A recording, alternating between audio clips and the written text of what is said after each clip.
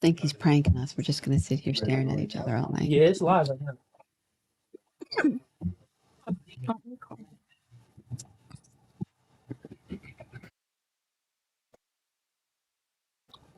All right, ladies and gents, we are currently live, but let me test out the live stream, make sure everything is Gucci. Hey, Mike, we live right now. I'm going to just test out and make sure everything is like up on all the platforms, and then I'll do the intro. All right, let's see. We got Facebook in here. We got some people on Facebook. Okay, we live on Facebook right now. All right, Facebook. Yo, chat, let me know if the audio and visuals is good. Let me know if it's good, if it's clear, if y'all could all hear me. Audio and visuals is good. Let me know if it's good. Hear me. It is good. Yo, Liam, can you turn that off? It's a button in the back. Yeah. Good look, bro. All right, let's see if we good on YouTube. Hold up.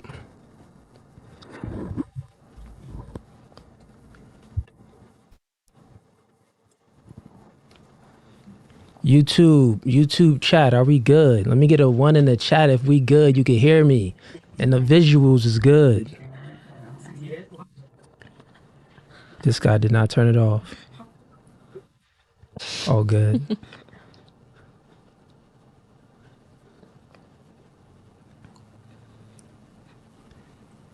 Are we good? Wait, hold up. Let's see. We got ones in the chat. Okay, we are good. All right. So, ladies, thank you for coming on No Fugazee podcast.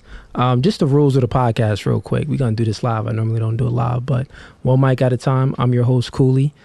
For example, let's say if this young lady over here is making a point and it triggers this young lady over here and you cut her off, I'm going to be like, yo, let her land her plane. So one mic at a time. You know what I'm saying? I'm your host, Cooley, so respect my mic as well, but also respect each other mic.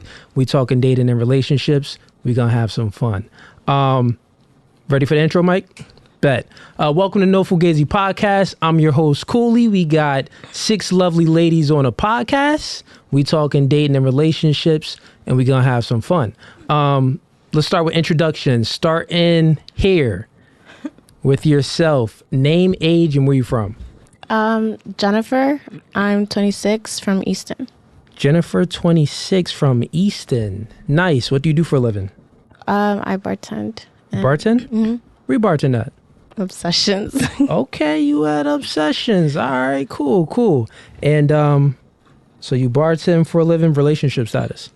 It's complicated. It's complicated. How long has been as complicated for? A year. A year. Okay, it's complicated for a year. Let me decipher this. So you like him, he likes you, but from your end, he's lacking in a multitude of ways. And maybe you don't really see a future with him. Maybe he's lacking the leadership capabilities, money, finances, stuff like that. Yeah or nay? Not so much the finances or the money aspect. There's just a lot of healing that needs to be done on both parts. Fair enough. Okay, some healing going on. On your end healing or on his end? Both. Mm-hmm. That's a little toxic, it sounds like. Let's move it right along. I'm just messing with you. Name, age, and where you from? I'm Bree. I'm 26, and I'm from Easton. Bree, Easton, 26. What do you do for a living? I'm an assistant manager at a bank. Assistant manager? What bank? Fulton Bank. Fulton? Yeah. I don't bank there. Anyone banks at Fulton? No? Okay. Relationship status? I'm single, but I'm talking to someone, I guess. Okay, single but talking to someone. And how long you been single for? A few years. Few years. How long you been talking to this individual for? A few months. Few months. Okay, cool. Still the honeymoon phase then. Yeah. I got you. And name, age, and where you from? My name is Portia. I'm from Easton. I'm 33 years old. Portia, Easton, 33. What do you do for a living? I work at the hotel. I'm a front desk agent. Okay. Yeah. What hotel you work at? The Marriott Town Place Suites on Nazareth Road. Okay. The Marriott. Yes. Okay, fair enough. And relationship status. My relationship status is a little complicated as well, but I feel like it's just a lot of communication issues that I feel like could work a little bit things out. Okay. Cool. And so it's complicated. Certain things you got to work out. Hey, Lynn, you can leave that door open? Okay, cool. And I'll move on for you for right now. We'll come back to that. Name, age, and where you from? My name is Mary. I'm from right here, right now, and age is nothing but a number. You Mary, you from right here, from right now, That's and right. age is not. Mary, you funny. Can you say the town you're from? Well, tonight I'll be sleeping in Sellersville. Okay, tonight you'll be sleeping in Sellersville, wherever that is. Anyone knows where Sellersville is? No? Yeah, I don't know where that is. Somewhere in Pennsylvania. It's about 40 minutes southwest of here. 40 minutes. Okay, cool. And how old are you? I'm 54. 54. All right. And what do you do for a living? It depends on the day. Depends on the day. So you a hustler. I'm a hustler. I'm I'm an independent contractor. independent contractor. Broad range of skills. Broad range of skills. So what type of what type of jobs do you get contracted for? Landscaping, organic gardening, massage therapy, clinical herbology, Okay. writing, photography, graphic design, house cleaning, Okay. dog walking. All of that. All right. Fair enough. Relationship status. I'm single. Single. How long you been single for, Mary? I was divorced in 2008. I guess I've been dating on and off for 15 years. Okay. Single for 15 years. Been dating for 15 years. And let me ask, how long you been married for? Well, how long were you married for? We were married 17 years when we separated. Okay. 17 years. That's a long time. Ooh. Who divorced who? You divorced. I asked for the divorce. You yeah, asked for the me. divorce. Okay. Yeah. Fair enough. That's, 50% of marriages end in divorce anyway, and a woman initiate 80% of them. So I'm not surprised, but okay. Name, age, and where you from? I'm Victoria. I'm 31, and I'm from Norristown. Norristown. Mm-hmm. And Victoria, what do you do for a living? I make surgical implants. Okay, surgical implants, like breast implants? No, I make like if you have like herniated discs, stuff like that. We make like the actuators and things that go in your spine. Oh, okay, and they, okay. open up, yeah. All right, that's cool. So you actually make that stuff? Yeah. Got it. Unique. And relationship status? I'm single. Single. How long? A year. Yeah. Wait, how old did you say you were? I'm 31. 31. Okay, been single for a year. So just been chilling for a year then. Yeah. Got you. And name, age, welcome back. Thank you. And name, age, and where you from? My name is Marissa. I am 29 from Bethlehem, Pennsylvania. 29, Bethlehem, PA. What do you do for a living, Marissa? I am a licensed esthetician. Nice. And you got your own business and stuff, I right? do, yes. Good I have for my you. own suite. How's it going now? It's pretty well. Because last time I had you on, this was maybe in March? March, I think it was. And you were like just getting this started, I think, right? Yeah. I had recently redone. I had some renovations, but yeah, it's going a lot more smoothly. I like it. Okay. It's working Good for out. You. Yeah, Good for you. And relationship status? Single. Still single. You were single last time. Yes, I was. No, none of these Prince Charmings made their way in yet, and not in this area. Rizzed you up and took you off the market. Nope, not in this yet? area. No. Okay, fair enough. So let me look at the chat. Let's see what's going on with the chat real quick before we get into the first question of today. Let's see if we got anything. Hey, chat, if y'all have any questions on Facebook, at least, send in a stars. Stars is open. It should be open on Facebook. So we got 361 on Facebook right now. It's lit. If you have a question, you gotta send in some type of bread. Send in $1, I don't care, but it's too many people in the chat, and it's gonna be 100 people asking questions. So send in 50 cents. It doesn't matter what you send in. It's just so it'll pop up. When it pop up, I'll read your question to the ladies. Okay. Let's get into let's start with the ladies. Y'all got any questions y'all want to ask today? No, any y'all want start with me first then? Okay, I'll go first. I'll have the first question on the panel.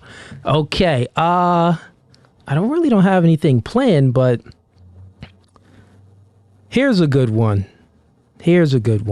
So, women normally say the phrase emotional intelligence, right? I normally say, oh, I want this guy to be emotionally intelligent, or he not emotionally intelligent, or I'm more emotionally intelligent. Y'all normally use that emotional intelligence phrase. So starting with, what'd you say your name was? Portia. Start with you, Portia. You heard of the phrase emotional intelligence. I'm sure you used it. Don't front. Yeah, but it depends on like the situation. You could put the mic a little closer to you. It depends on the situation that we talking about with emotionally. Okay, cool. So I want answer this question for me then. So women normally use the phrase emotional intelligence. Define emotional intelligence, and then who's more emotional intelligent, men or women? So first define what you think emotional intelligence is. I feel like, can I go the other way? I feel like women are more emotionally intelligent. Okay. I feel like that. And then I just feel like a situation I'm not really sure on right now. But I do feel like women are a little bit more emotionally intelligent when it comes to certain things, and when you're trying to hash out certain things and talk and communicate about. Okay, whatever. Cool. And how would you define emotional intelligence? Just like common sense and understanding what's going on in a relationship, coming into a relationship and knowing what you want, knowing how you want to do it, and what you want for yourself. You know what I mean? And what you want for yourself, then it's like, then now I know exactly how you're going for yourself as well, emotionally intelligently. Okay, so common sense and what you know for yourself? Yes. Okay, and what you know for, I'm writing this down. Are you writing it? Yeah. Okay. And yourself. Sorry. Yeah, her first. You just skipping over? Sorry, I know. So define emotional intelligence, and then who do you think is more emotional intelligent, men or women? To me, emotional intelligence would be the understanding of one's feelings, and you kind of have to understand the other person's feelings as well. So I feel like in that aspect, women are usually more emotionally intelligent. Just acknowledging those emotions and feelings up front is my opinion on that. But okay, cool, good. And yourself, define emotional intelligence, and who do you think is more emotional intelligent, men or women? I put that more with awareness, like being aware of your feelings, other people's feelings, and understanding it. And as for who is more, I really can't. I don't know which one, honestly. There are a lot of women who are emotionally intelligent. I guess it's more so women, because I feel like or it's known to be more okay for women to feel or express themselves more. Okay. So, not that takes from men being emotionally, I don't know if that makes sense to you, but okay, we're more aware of our feelings. Got it. So you said women are more aware of their feelings, and also women tend to be more aware of other people's feelings. So that's why a woman is more emotional intelligent. That's the reason why. Okay, fair enough. Marissa, define emotional intelligence, and who do you think is more emotional intelligent, men or women? Emotional intelligence. I think it's just being understanding and being aware of your own emotions and other people's emotions as well, and how different stuff affects them.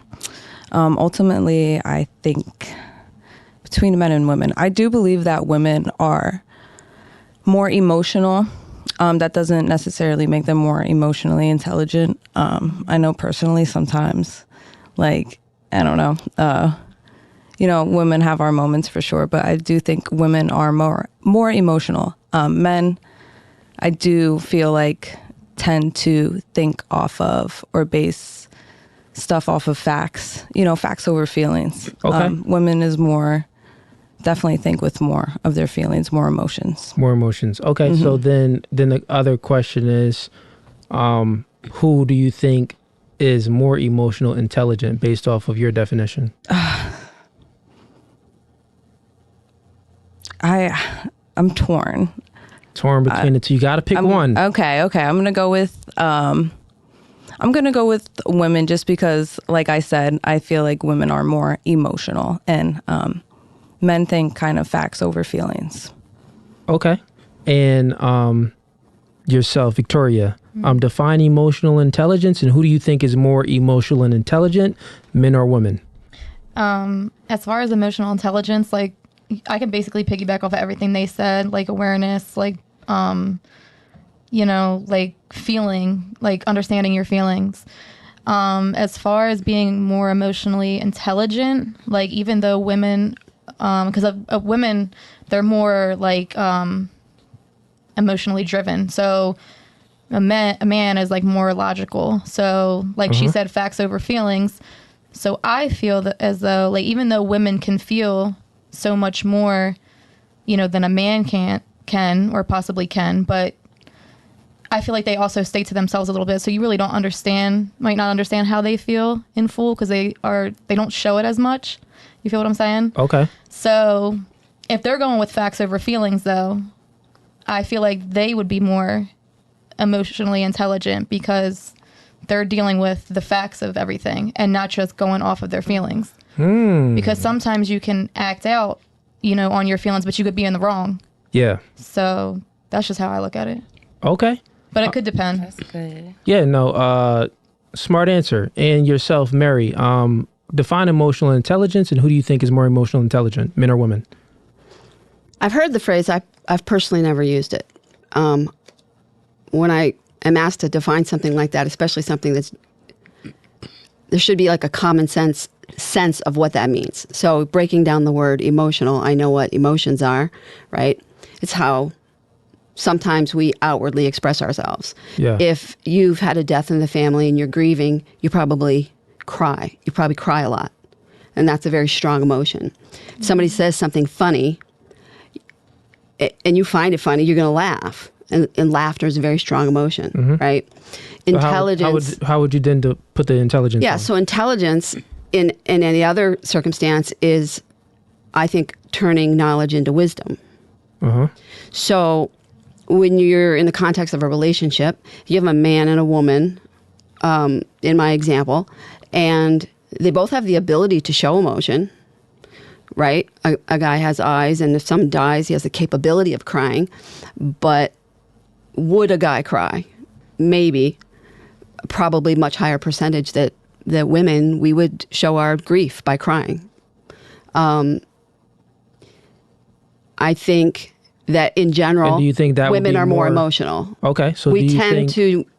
So let me help you out. So you just used the part where, a situation happens, the woman is more likely to cry, and now if you put the intelligence on it, do you think that the woman is more emotional intelligent because she's choosing to cry and let it out? No, the intelligence comes in and how people respond to your expression.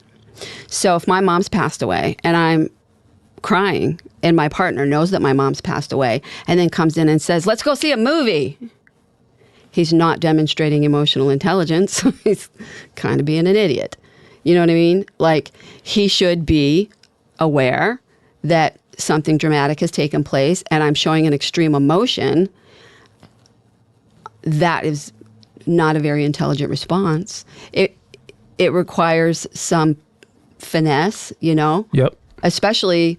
So let me ask you then. No, that's a good breakdown. I thank you for that. So you've pretty much, and a lot of girls express it that same way too. So it's twofold. You have the emotional intelligence on how you deal with your own emotions, and then the emotional intelligence on how you can observe other people's emotions and then express a reaction to their emotions. So most of the ladies on the panel, besides Victoria, she said that the man is more emotionally intelligent because he's going to think logically about things, and he's not going to choose to express his emotions outward in any situation, but the woman will express her emotions, so then he would be more emotionally intelligent. The rest of the ladies expressed it more of where it's on the other person. So if someone else is emotional, the person that is able to be aware that someone else is emotional, like pretty much that's like having empathy, right? Having empathy, that person is more emotional and intelligent. So for you, who's more emotionally intelligent, men or women? I don't think it's as black and white. I mean, just because we are nurturers and we tend to have the wherewithal, like to show our emotion, doesn't necessarily mean that we're more emotionally intelligent. I know a lot of women who are overly emotional and they throw dramatic fits to everything. So I think it could be. You got to choose one, though. I got to choose one? Yeah. Damn. Got to choose one. I think it could be 50-50, but I don't know. I think I'm emotionally intelligent, but I probably know people who'd be like, yeah, you're fucking lying. Generally speaking, you're a 54-year-old young lady. I'm sure you have more experience than most of us here. So your experience with human beings on this road for 54 years, who would you think would be? I hope to God it's women. Okay. All right. You hope to God it's women. Yeah, I hope to God it's women. We're in trouble. All right. Fair enough. Let's see what the chat is thinking. Chat, we got Facebook in here right now. We got YouTube. Let's see. And then I'll give my take on that, and then we get into something else. Is the chat lit? Okay, the chat is lit. Where are the questions, chat? I don't want to be the one asking all the questions. Come up with some questions. Okay, yeah, the chat lit right now. So, emotional intelligence. I think men are more emotional intelligent. But I do like the way y'all expressed everything y'all expressed. I understand the logical response to what y'all said. Pretty much everyone besides Vicky expressed that women are more emotionally intelligent because they're able to see someone else that's emotional. So then they're going to, redirect their behavior or their response to adhere to someone's emotions. So that would be, y'all would consider that emotional intelligence, right? On the outward, like on the outward. Yeah, to the other person. So someone else is emotional, and like you gave the example, instead of saying, oh, someone died, and say, oh yeah, where's the drinks at? Some people cope like that. Be aware that it's a sad moment and, adhere to the other people's emotions. So you're saying that women is more likely to do that. And what I think that is being empathetic, right? Y'all would all agree with that? Agreed. Okay. So y'all feel that women are more emotional intelligent because y'all think women are more empathetic, right? Show of hands? Yeah, that's what they pretty much said. Yeah. Okay, I just want to make sure I got it right because I'm like trying to, reiterate what what the other lady said. So I'm gonna agree with Vicky on this one. I think that men are extremely more emotional intelligent because if you're thinking about emotions, and Mary, you gave a good breakdown. Emotions is okay. You express your feelings based on, a situation that happens, a funeral, a wedding, it could be something that's funny. You express your feelings outwardly, right? So think about this, ladies. Emotions, it isn't the best thing that God granted us with, if you actually think about it. An emotional person normally can't overcome adversities. An emotional person is harder to overcome trauma. An emotional person is harder to succeed in life, is harder to get over past events, is harder to get over future events, anxiety, future, past is depression. So when you're emotional, you're kind of stuck in between a rock and a hard place. So having emotional intelligence would be being able to pretty much, overcome the emotions and be more, let's say, more logical and more reasoned, think with your mind instead of your emotions. Because we got two fronts. We got how we feel, and then we got what's real. And I think you alluded to this too, right, Marissa? So how we feel is one thing, but then what's real and what's more of a logical decision to make. I would think that men normally make logical decisions, generally speaking. Now, we do know in 2023, there are some very emotional men. Some sassy boys, zesty. Them dudes zesty out here. So we do know that. But generally speaking, men are extremely more emotional intelligent, I would say. And now I have a question for y'all, because y'all pretty much, the ladies that chose, well, women are more emotional intelligent, is because y'all pretty much said women are more empathetic. So let's start here with Mary. Actually, let's start with Jen. Jen, question for you. So since women, you would say, is more empathetic, the dudes that you have in your friend zone, they want to hit. They want to spend some time with you, right? Yeah. Put the mic a little closer to you. I guess, yes. And you know that. Yes. You got dudes in your friend zone? Me? Yeah. Some. You know that they want to hit and they want to spend some time with you, right? I guess I choose to ignore that. Ain't being empathetic. Let's go to you. Deidre. What your name was? Deidre. Deborah? It's Portia. Oh, Portia. You look like something with a D. No, it's a P. I'm bad with names, excuse me. Portia, you got dudes in your friend zone? Yeah, I do, but you just keep them in the friend zone, and okay, you know, and you know they said, want you. You just ignore They're it. like, Portia, I want you, I need you. That's just too much. That's too much. Yeah. So you're not empathetic to how they feel. No. Let's go on to you, Mary. Mary, you 54. If you've had dudes in your friend zone at one point in time. Back What's in the wrong 80s, with this point in time? Okay, maybe it's point in time too. If you still got dudes in the friend zone at this point in time, hey, that's wild. Are you asking me if I have men who are friends that I have no interest in dating? Yeah. Yes. Okay. And are you aware that they maybe want to take you out on a date and get to know you a little bit more? Maybe some of them, because they've asked me and I politely said no. But you still continue to keep them in the friend zone for 54 years. Oh, no, I haven't been friends with any of them that long. Oh, okay. What's the longest you had a friend in a dude in a friend zone for? When you say friend zone, you mean I socialize with them or talk to them on a regular basis? What's the longest? Well, then I don't have any. Well, I don't socialize or talk to any of them what's the longest on a you regular think? basis. I want to know a year. Well, what's the longest you think you know had a guy in a friend zone? I don't think I Would you say this 20? friend zone. No.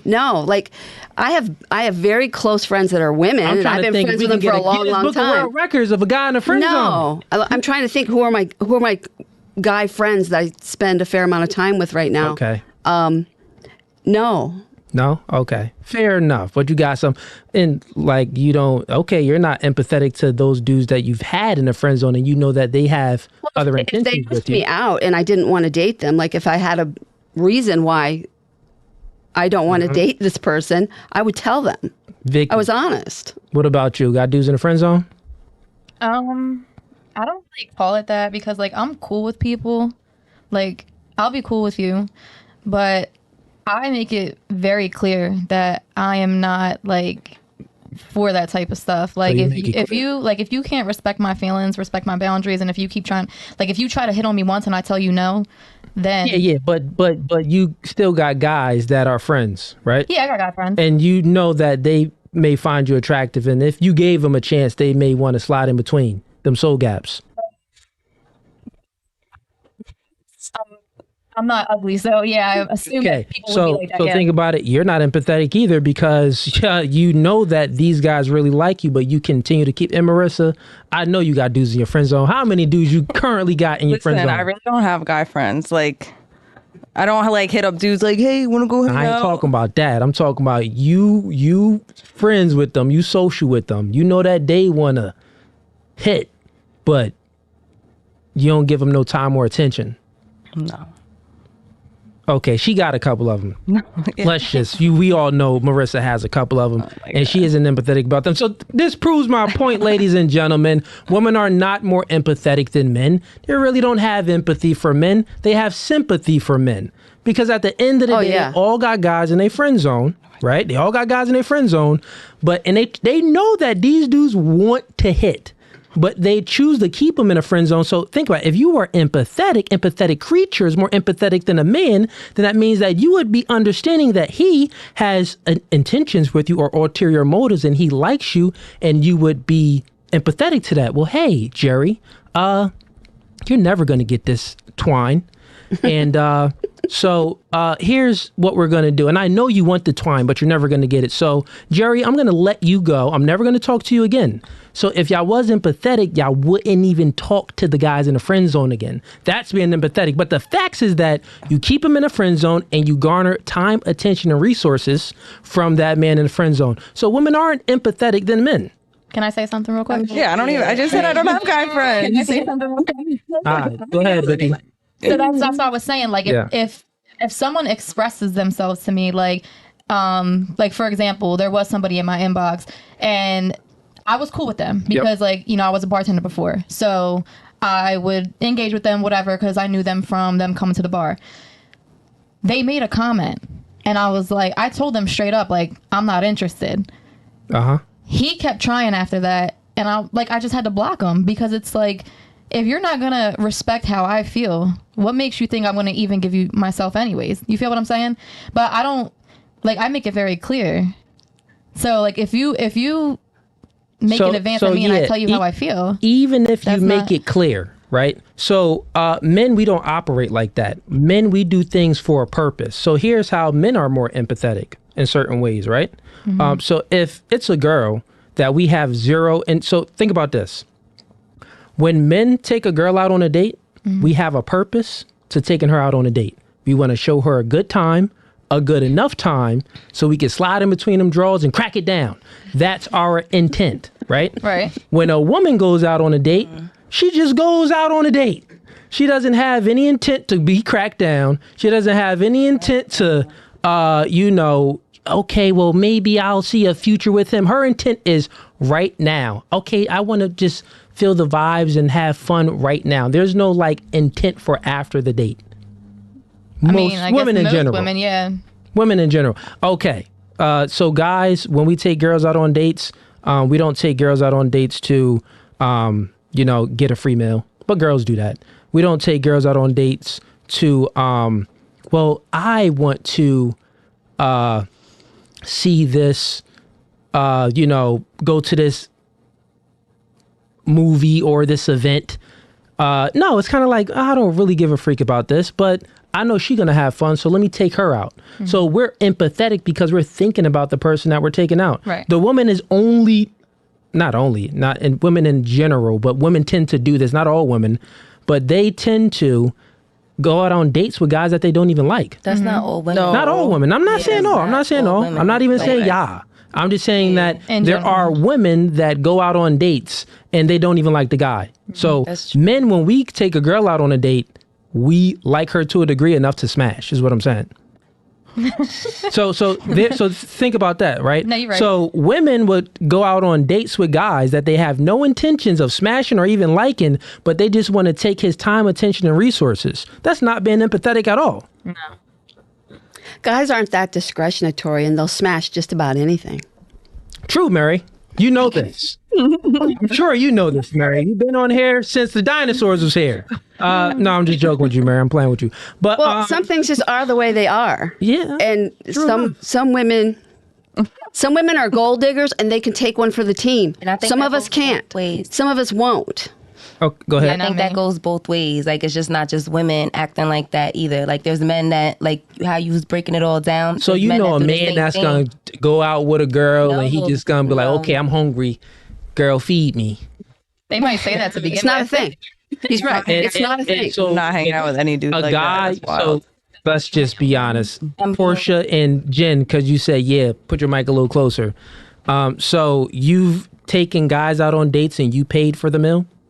I have. But I mean... That's an L. Why would you do that? I don't feel like it's always You was dating losers. That's not always an L, because sometimes it could be half and half. Like, you know, sometimes you could go and you could do something for a guy and make them feel good, like how a female want to feel good too. Okay, I'm not talking about the guys that you've been talking to for a short, long amount of time. Yeah, I'm talking about like, see, y'all said yes because you was already talking to the dude. No, I know men who've used women for their credit score. They're like a meal, a shelter. Like, what are you? Okay, but the first date? Are you picking up hitchhikers? So think about this. Nah. So y'all got it wrong, right? Yeah. The only way a woman would even be letting a man stay with her, paying for a man's meal on a first date. No. Listen, the only way that would ever happen, the only way a woman would be providing for a man and not receiving anything back, he had to already been hitting it, and he had to been picking it down. Like, he giving that good stuff. So then she's paying out of her pocket. She's like, oh, daddy doing his thing. So she's like, okay, well, I want him to stay. So let me be paying for this for him. We know those girls, right? We all know those girls. So, yeah. Hey, homie was doing his thing. But so you see what I'm talking about? Like, women don't spend resources on guys unless they already like them. And it's like, y'all been kicking it for a good time frame. A man, first date, I mean, Drake took a girl out on the first date and rented out a theater? What was a football field or something like that? And put a table and 2 chairs, and he did something crazy. A helicopter was there. Who knows? This guy Drake does anything. But men, we would do that on a first date, and I really want to show a girl a good experience because we have true, genuine intentions. But women, on the other hand, not all, but we do know women that would really use a man for his time, attention, and resources on a first, the second, and the third date. Dudes get finesse. Now, we do know dudes do finesse women as well, but that's normally after he been hitting it for a while, is what I'm saying. Make sense? Yeah. Any questions on that topic? Emotional intelligence? You like that one? All right. Let's move it right along. We're going to get into some more fun stuff. Actually, let's do questions for y'all. Does anyone have questions? I know Marissa had questions. Vicky had questions. Y'all want to get into your questions? Let's go at Marissa first. You got some? Yeah, I have it. Sorry, I have it on my notes app. Oh, yeah. It's dating related. Do you think social media and just all the dating apps and Instagram and all that stuff out there has ruined dating? 100%. Oh, that's a good question. Yeah, let's start with Mary and let's go around. You would think that with all this technology and the ability to meet people, that it would have improved somehow. My experience has been that it is not. I've never been a person that really goes to the clubs. I don't really drink, right? But I'm still single and I still want to meet people, and I do travel a lot, and it's difficult. It's difficult. If you're on a dating site, which I am, and I'm honest in my profile, Which dating sites you on, Mary? I'm on Bumble. Okay. Ooh, so you got all the little studs hitting you up in there, huh? Not really. No. I just got on Bumble, and I don't really fully understand it because I was on Tinder for the longest time, and it's almost exactly the same. Playing with you. I got banned from Tinder. You were selling punani? No. I got banned from Tinder because I was fucking with a bogus account that was one of them fake offshore. I'm American, but I'm in Germany, and my son is with the nanny in Texas. I'm like, bro, shut the fuck up. You don't really. Okay, because so I've seen it. I've been on you out there, or he was on Tinder like 5 years, so I've seen like all of the scams. He's trying to get a visa, except his scam. He's not a good scammer. It showed that he was 5,623 miles away. I'm like, dude, you're a terrible scammer. You should take some advice from your peers, and you should use a GPS location spoofer so that it at least looks like you're from my town. I mean, you need to take some, and then. I just started rapid firing him marketing advice. And then I waited 15 minutes and then I said, my consulting fee is $500. You can cash at me. And I got banned. And they told me that money. They sent me that like private email that says, don't ever try to start an account. We got your facial recognition. We know your email. Yeah, don't do it. Once you ask for that money, you were soliciting. Yeah. It's like you were trying to sell that. I'm like, oh man. It's, I was just like online prostitution. What Tinder? I realized what they thought after the fact. Yeah. But I was just aggravated and pissed off because I was just tired of seeing the bullshit. Like, where are the real people who have something real to say? Let me ask you a question, Mary. You've been on the planet for a while. A bit. A minute.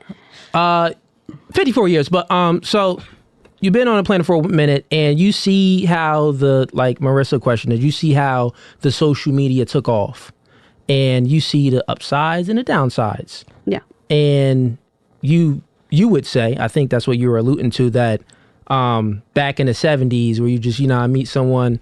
I wouldn't know. I was a toddler in the 70s. Oh, the 80s. 80s, early 90s. My bad. My math isn't that good. When I hear someone that's 54, I think of hundreds. I'll be like, it's kind of hard. And I'm joking with you. I got jokes. But so what would you say? Because back when you were younger, you really had to get outside the house. When I was a teenager and was dating, underage clubs were a thing in Philadelphia. And so on the weekends, there was roller skating rings that were like nightclubs for teenagers. And then there were actually nightclubs for teenagers. You think that was much better to make a genuine connection with someone?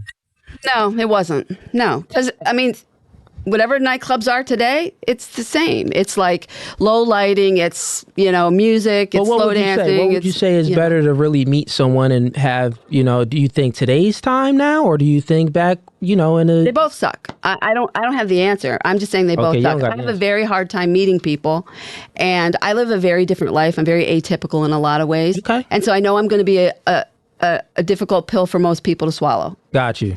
Because of the way I live my life, the perception is generally that I don't have my shit together. But I do have my shit together. Okay. Just my definition of having your shit together is different. Mary, you date black guys? Yes. I figured that. Moving right along, Vicky, to Marissa's question. So I think Marissa's question was the dating nowadays in 2023 with social media. What was it? Do you think that's good or bad? Yeah, has it ruined dating? So like, has the social media age ruined dating now, or did you think it helped dating? What's your thoughts? Probably both, but it depends on like the person that you are. So like, if you're not going to cheat, you're not going to cheat. Like, if you're not going to look elsewhere, you're not going to look elsewhere. That's why like when people be like, oh, I'll delete my social media for a healthy relationship. Like, I get what you're saying, like, because it avoids problems. But at the end of the day, like, if you're loyal, you're loyal. Yeah. So, right. I just think it depends on, like, the person. And then, like, as far as, like, dating, like, anybody can post whatever they want. They can say whatever they want. They can be whoever they want to be on the internet. So it's all about, like, using your discernment and, like, and that's why you're not meant for everybody either. Like, just because somebody shows interest in you doesn't mean that person's for you. You feel what I'm saying? Like, true indeed. So what would you say is, better now with social media or before? Well, dating is probably easier now because you got options. Easier by options, but wouldn't you say options could be harder to make a choice? Like, if you're at a ice cream shop and you got 2 flavors, chocolate and vanilla, you can go in that store and make a choice real quick. Yeah. But if you got cookie dough, you got the swirl, you got butter pecan, rocky road, and all of these type of rainbow flavors, you're going to be in the store like, dang, I want a little bit of that. Maybe I want a little bit of that. I had that. You make before. it sound like we can It'd just go, harder that one. to make a choice. But it depends on if you know what you're looking for or not. Okay. So if you know what you're looking for, then you know what you're not going to settle for. And social media can actually help you with that because you can see what somebody posts. So like, even though like you can post whatever you want to post and you could be like a fake person on there, but it still gives you like a glimpse of that person. So like, if someone's posting stuff that doesn't line up with your values or whatever, you're probably not even gonna. And here's some pushback. Somebody could post a lot of chains, a Ferrari, nice cars, flying out, but everything's rented. It's all discernment. Okay. You gotta know for everybody anyway. Gotcha. So just because somebody's looks good doesn't mean that they're good for you. True indeed. Let's move it right on to, let's go the opposite way. Let's go to Jen. Jen, Marissa's question is dating in 2023 with social media, pros and cons. Well, what do you think is better? Dating now or before? I think it's better without the social media. Okay. How old did you say you were? 26. That's why I said I wasn't 26. really around for dating without the social media. You But wasn't even around. Okay. But I think, okay, so you think it's still a little bit better. And why? it's just, I think it takes away from quality time. Okay. Also, I just feel like it gives it more access to more people, and like she's right. If you cheat, you're gonna cheat. Cheating. But and it just, I don't know. Even with cheating, I feel like there were certain things you shouldn't know. Certain things you shouldn't know. Yeah. Or you, I don't know. Maybe it could. I don't know how to explain it because I have like an obsessive personality, and I feel like it can make you obsessive if you see something, if that makes sense. Okay. Does that make sense? Yeah, that makes sense. So you saying like you'll be talking to one guy and he's a casual guy right here in the Lehigh Valley, drives a nice little car, Honda Accord, not the Civic, he got the Accord. He got a good job making $45,000, maybe even $50,000 a year. He could take you to a nice little restaurant. You know, he could take you Fridays, you know, Applebee's 2 for $20. But then on social media, you see Brian and he got the Lambo and he got abs and he got muscles. And you're like, oh, I liked this guy, but now I see Brian and Brian is in your DMs. And guess what? Brian wants to fly you out. You gonna take Brian, right? You will. You're hypergamous. All women are. No, I don't take it flying depends on out. the I'm character. scared. Yeah, I don't do that either. Like, that's weird. It scares me. Usually, just because they If- fly You might fly out, but you might not be flying back. Yeah. Because this person and this person. Yeah, You get invited to get flown out. I have, but okay. that don't mean that because I'm gonna go get flying out because this person looks good like this and they got this chain on, they got that. Like you Don't gotta mean watch as a woman. Still, you still gotta watch. You want to on- be safe in what you do, of Always. course. So it I'm don't not matter, saying it just happens right then and there. Of course, Brian is going to FaceTime you. He's going to, you know, rizz you up for a week or two before he pays that flight ticket. But what I'm saying is that, yeah, nowadays, with social media, I would say it's harder to make a choice because you have so much choice. Yeah. So then you get into this choice paradox. It's like the ice cream shop where you normally would have just chocolate and vanilla, but now you have so many different flavors.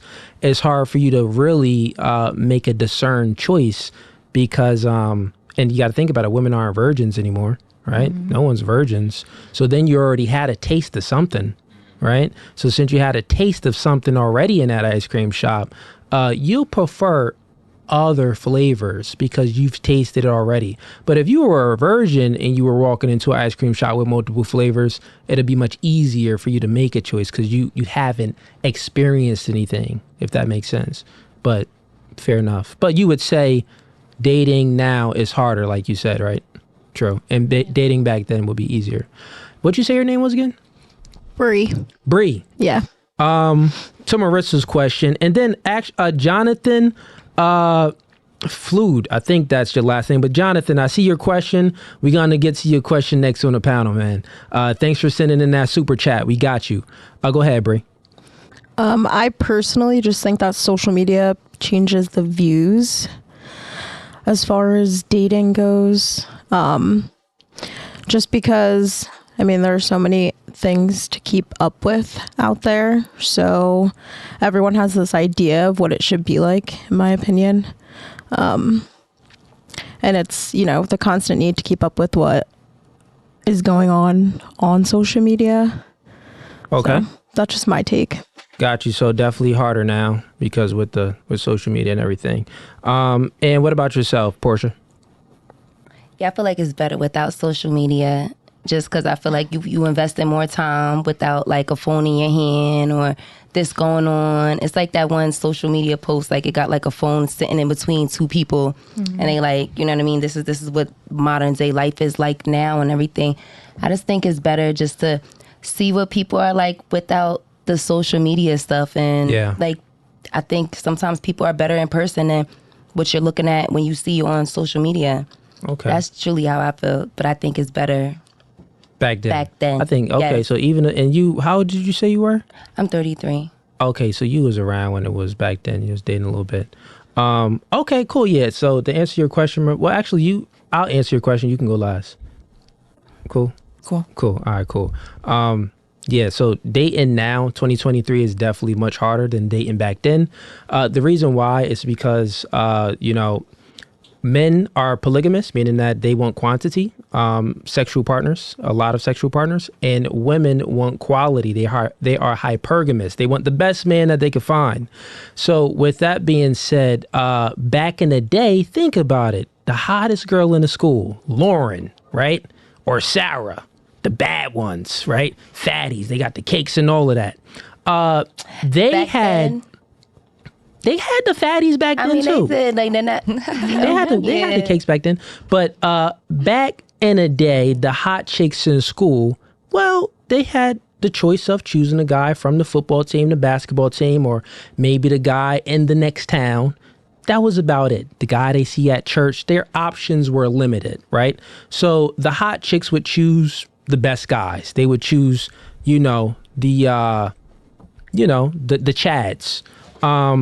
But nowadays, that hot girl, Lauren, right, or Sarah, she'll have not just the guys in her town, but she'll have the guys in the world, dudes in Dubai hopping in her DMs, want to fly her out. And since women want quality, the best man, they're going to go with the best choice that they can get. So it makes it harder for them to choose. And then also what it does is that the guy, Chad in her local neighborhood, that was supposed to be Chad's girl.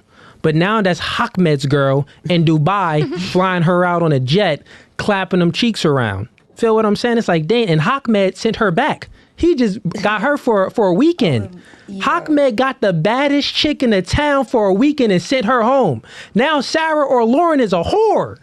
So now it's like, then Chad don't even want her. So then Chad is like, you know what? Now I'm with you. I'm going to smash you too, and you ain't really getting elevated. And Chad going to take a 7. Sarah was a 10 or Lauren was a 10, but now Chad going to take a 7 because the 7 really wasn't flown out by Ahmed or these other dudes and, you know what I mean, got dominated across the seas. So then that's the girl. Now let's talk about the guys, because guys have a big part in this too. So now with social media, a guy is different though. Women are born with their sexual value. So when a woman turns 18, the world's her oyster. She can get flown out. She don't have to accomplish anything, right? She don't got to accomplish anything, but she'll still have opportunity from men. A man, on the other hand, he still has to accomplish things he has to create his opportunity, right? So it does play a huge part with social media and this easy access and this fast access now towards men, but it's only to the high value men, the men that was able to have discipline and to create their value, meaning that they're not just working at Chick-fil-A. They got businesses, right? They're not, they don't got no dad bod. They in a gym. They working out, going hard. They're creating value to the world, right? So those guys are higher value.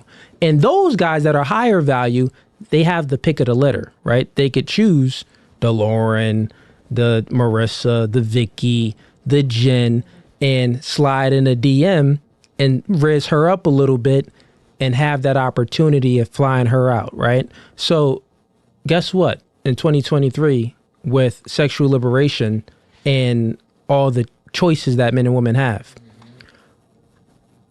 the top tier men run the dating market because all women want those top tier men, right? So that's what it did. You took all the options y'all had and the power y'all had. Y'all say, oh, pussy is power. Well, to an extent it is if you preserve that power and you wait until marriage and make men wait. But since women aren't making men wait for marriage, that means that there's going to be whores, right? So the top tier men is going to take those whores and the ones that aren't whores and the bad ones and the ones in between, is because they're getting all the sexual options, if that makes sense. So yeah, it kind of jacked it up for the dating market in that sense as well. But the other part that jacked it up, and I'll land my plane here, 1 in 3 men between the ages of 18 or 30 is a virgin or celibate, or haven't had sex in a year. So that means that y'all ladies and most women don't find most men attractive. So that means that the dudes at Target, the dudes at Walmart, CVS, those are men. Y'all just walk past them. Y'all don't even see them. And guess what? Since y'all walk past them, everybody walking past them. Those are the dudes that's 30-year-old virgins. So that's what social media did. Because normally, right, if you didn't have social media, you'll be talking to that dude in CVS. Because oh, well, he's kind of cool. You know what I'm saying? But now, why talk to the dude in CVS when you could talk to the dude that owns a club? Make sense? What's wrong with talking to both? Not saying it like that, but what's wrong with talking to somebody that's working at CVS and still has a regular working job? Have you ever done it, Portia? Yeah. But you never did it. You're talking nonsense, Portia. I'm just... No, but go ahead, Vicky. All right, so for that, right, you walk past people every single day, right? You won't say anything. And I'm sure a lot of girls have seen men in person and the men won't say something to them. But then they'll get on social media and the man will be like, hey, I saw you at the store today. Why didn't you just say that in person? Did you not have enough confidence? You waited till you got behind a keyboard to be like, oh, hey, I saw you. So I feel like that's why social media can make it easier, because I feel like people are less, they don't think about it as much as if they would if they saw you in person. Because if that's the case, then there's a lot of misconnections when you meet people in person. Yeah, true. I do believe men are less masculine now, so they're hesitant to make that in-person approach, and approach you like a man. Excuse me, you're looking very beautiful. What's your name? Stuff like that. They'll rather, I see her. I think I could find her on a gram. Let me hit her up on a gram. Oh, I seen you at KFC at drive-thru. That was me behind you that paid for your meal. Or, you know what I mean? Or in front of you that paid for your meal. I seen you in the mirror, something like that. Who knows? But yeah, you're right about that part. Anybody else? No? With Marissa's question? Okay, let's get into we had a super chat in here. And he had a question. Jonathan's question is, ladies, who lies to who more, men or women? And we're going to start with Mary. Everybody lies. We're all lying to each other all the fucking time. Right. Fair enough. Who lies more, though? You got to choose one. Got to choose one. That's so, I don't know. I'm no expert. Well, I'll go by my personal experience. Okay. Some of the last few guys that I've dated, they're the fucking liars. Got it. All right. Men lie more. Vicky, who lies more, men or women? I don't know. I feel like both lie it could be for any reason. And I say that because I've been a liar. You know what I'm saying? I've lied. I've seen people lie. You said you're lying. You're lying. Go ahead. I don't know. I gotta choose one. And quick thing, ladies. Every question on this podcast is like you're taking a test. It's gonna be true or false. There's no A, B, C, D, none of the above. No gray area. No gray area. It's gonna be true or false. So, if you're looking at in relationships, right? I feel like men lie. I don't know. I can't even say that. I don't know. And it's really hard. Not even. So Jonathan's question wasn't about relationships at all. It's just in general. Yeah. So in general. In general, yeah. I don't know. I don't know how to answer that. I really don't. It's hard. Got to choose one. Multiple choice. Gun to your head. Oh my God, I don't know. It's okay. You could do this. I believe in you. We all do. I mean, Just say men. Oh no, I don't really feel that way though.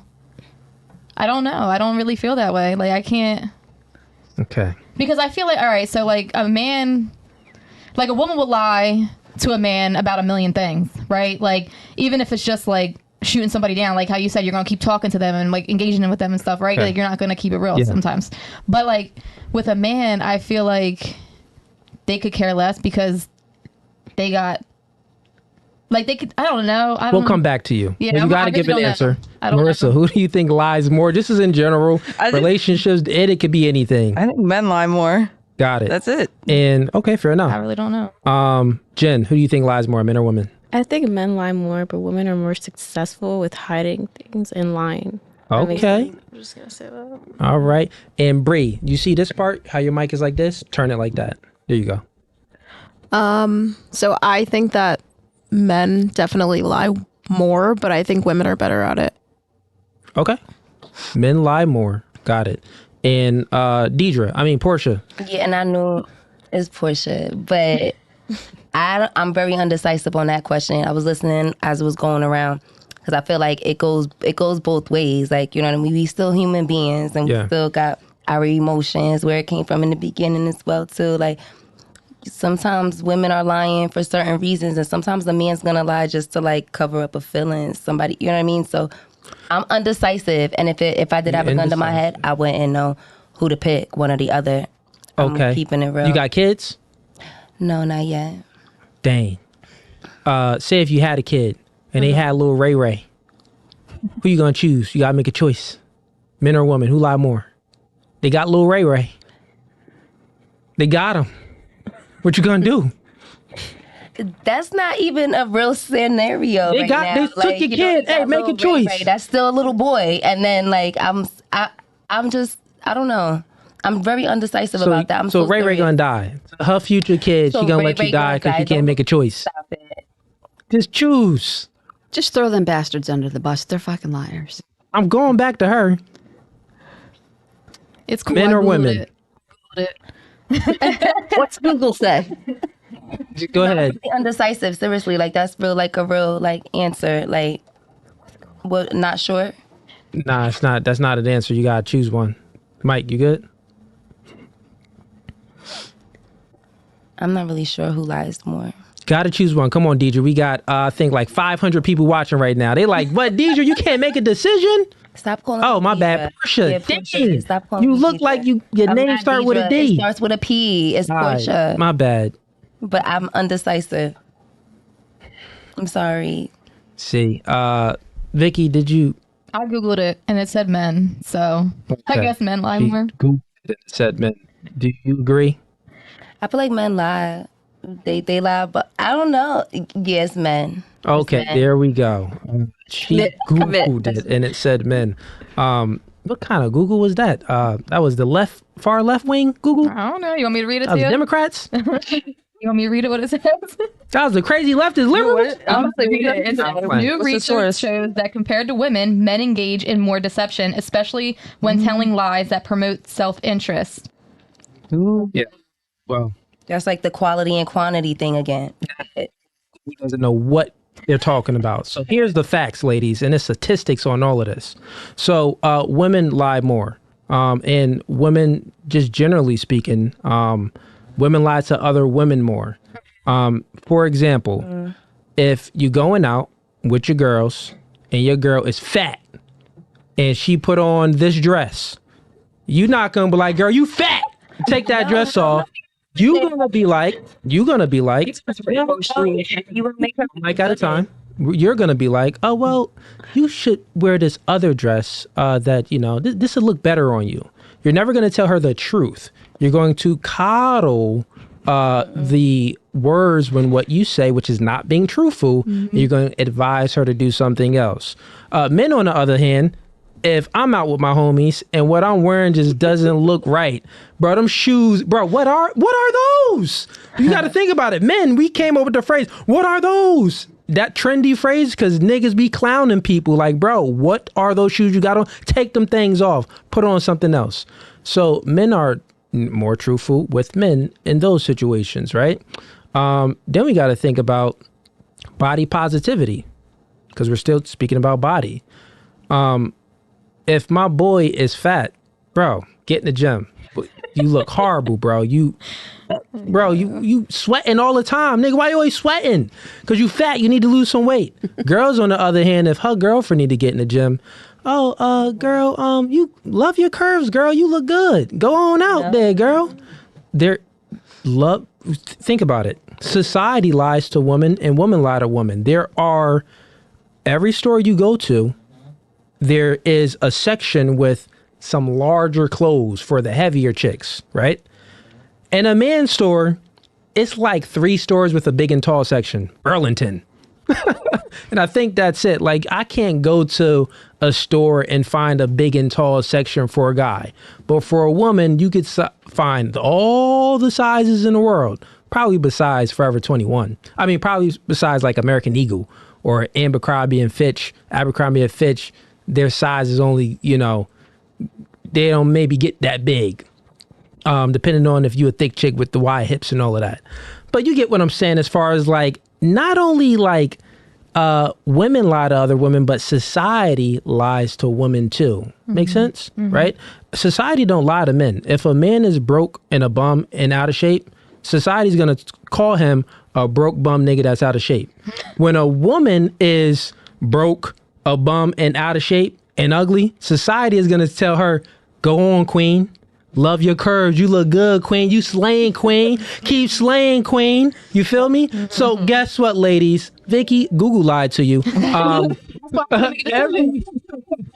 tag me. Tag Google. Oh, yeah, I know. Google lied. The facts is that women lie to women and society lies to women. And guess what? It's okay. You know the reason why? Guess what? You know why men lie to women and why I chose men? Remember the first question y'all said women are more empathetic? Men are more empathetic. That's why we lie to y'all. They care about your feelings. That's why we lie to y'all. We care about your feelings. Not only that, we trying to tear something up. So we never gonna tell you the truth. Yeah, bruh, we could take a chick out on a date, right? Here's the difference between men and women.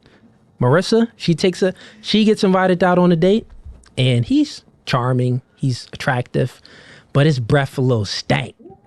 At the end of the day, he not getting no kiss. She's not going back to his place. It's just not gonna elevate like that. Mike, you good? It's not gonna elevate like that for Marissa with that guy. But for an example, one of my homies in the back, they take a girl out on a date. She got the small waist, the wide hips, and a flumblow back there, and her breath rock and roll. Guess what? He's still gonna kiss the hit. Like, niggas, he's still gonna do that. He's still gonna, like, I take this one for the team so I can get this poon. Like, men will do that. So that's the difference between men and women.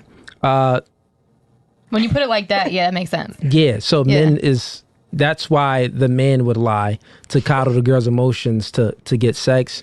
But men lie too. We're not just talking about women. We know men lie. They be lying. They'll sell a dream. We know those dudes sell a dream. They talking about they got the nice car. They talking about they got these businesses going on. And when you find out he been renting and he lived with his mom. You know what I'm saying? We know this. We know this. So it happens both ways, but I would say generally speaking, women lie more because men is going to tell the truth to other men at least. To women, we going to lie only because we want to get pwned. But women will lie to other women for a multitude of reasons. Like y'all would lie to, think about it. Y'all always in competition with one another. You may not think it, right? But it's a like unspoken competition between women. When you go out with your friends, Marissa, you got your girls, who y'all all know, whoever is the prettiest gonna get the most attention, right? That's not a lot true? of my friends are I don't know. Like, that's not the prettiest girl don't get the most attention? No. The most confident girl gets the most attention. The confident and the energy. Oh, okay. So let me break it down to y'all. Men, we don't care about confidence. Confidence in women is whores. That's promiscuous women. When we see a girl that's confident, that's the one to walk around, go on top of a bar and show her, sexualize herself like that confidence. That's confidence. When you say confidence, right. Okay, so what do y'all think confidence is? Not being on top of a bar. Well, that was just an example. What is your Just definition of a woman being carry confident? yourself and the way you move and the way your everything. You know what I mean? Just the way you carry your complete self. And how would explain that? I don't have Give me to an be example. sitting on and like just, I don't know, just being like the life of the party or just like Life of the party whore. Not Are you talking about being a life of the party? I'm trying to tell you. Sometimes it could be a conversation, and it could be something like, it could just be a conversation. It could be anything. Like, it's all about your confidence on how you carrying yourself and the way you talking to people and the way you are with somebody. It don't have to be on the bar, and because you're on the bar, all of a sudden you just took the bar. The bar was an extreme example. So what I'm saying that a confidence woman to a man in a man's eyes, because all confidence between men and women is all the same, right? A confidence man, he's walking up straight. He's, when he talks to people, he's talking with some confidence, and he's more of a confident man could be anything though. Like, women, we have different opinions, so it could be a confident man, could be something different. You know what I mean? You understand what I'm saying too? No. So this is what I'm saying, generally speaking, because we're talking about like the word, just the definition of confidence, right? So the word confidence, and we're talking about men and women, a confidence man is attractive to men. We're like, oh, okay, this is a confidence man. When men see men, it's a hierarchy. Okay, this dude has the status, he has the confidence, he's the big dog here. Cool. When women see confidence men, they fall for that guy, right? When men see confident women, how are you displaying your confidence? If you're displaying any type of behavior too much outwardly, like if you're doing too much, it rubs off as whore in a man's eyes, right? So, and one thing here, hey, chat, Facebook. This conversation is getting a little too lit for Facebook, so I'm about to close out the Facebook live right now. Everyone on Facebook, go to YouTube, type in No Fugazi Podcast. Go to YouTube right now, because the conversation is going to get too spicy for Facebook, and I don't want to get demonetized off Facebook. So go on over to YouTube right now. Matter of fact, I'm going to put the link in the chat for y'all. Hold up. Uno momento, por favor, for all my Spanish people out there. Let me get y'all the link real quick.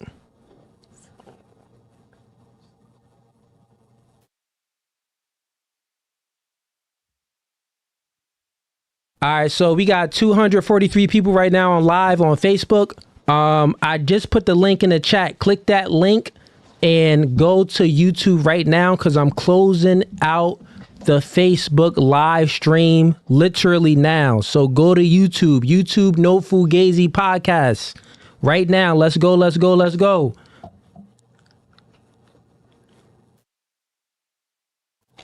Hold up.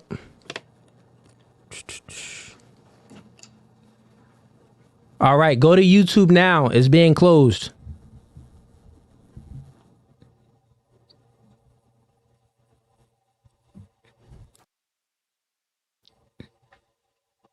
Bet. All right, cool. So, where were we at, Mike?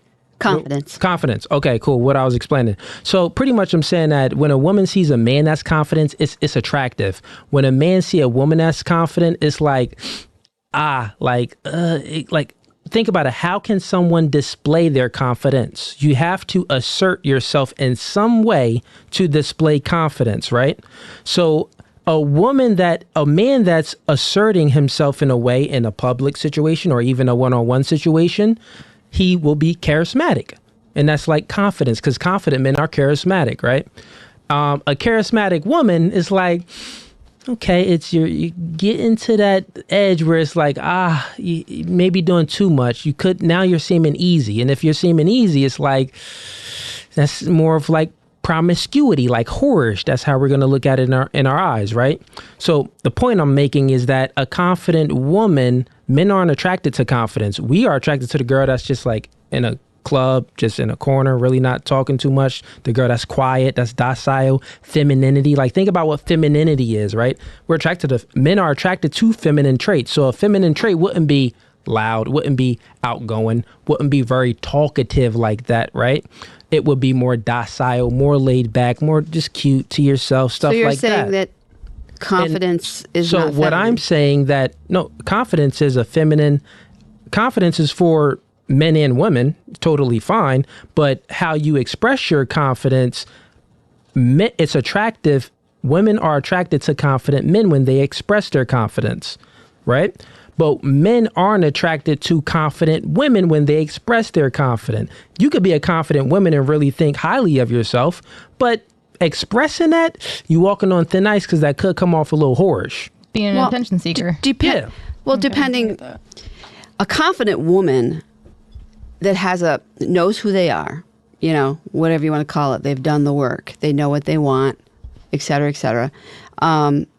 It's showing it is not something that they think about, like, oh, I'm at this place, I got to put I'm showing my confidence face on. Either you have it or you don't. And it's all of it. It's the whole package. It's how you dress. It's how the energy changes when you come in the room. It's the fact that you can speak intelligently on a given subject, that you look people in the eye. Not just confident men, but all people. That you might not be the prettiest one in the room, as pretty is measured, right?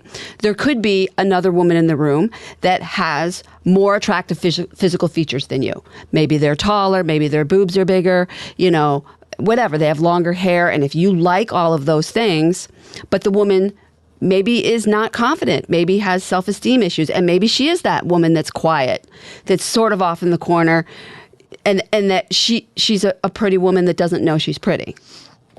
And maybe you find that attractive. But there are some men that do find confident women attractive, because confident women, if you're going to look at it purely from a sexual standpoint, a confident woman knows what she wants and knows where to find it and probably knows what she's doing. So if you're just trying to smash that, I highly recommend you go with someone like that. So it's because you're still looking at confidence. Like everything you just explained would be attractive to a woman. Men, we don't like, I'll put it like this. The same way women aren't like you don't care about a guy that's very good at Call of Duty.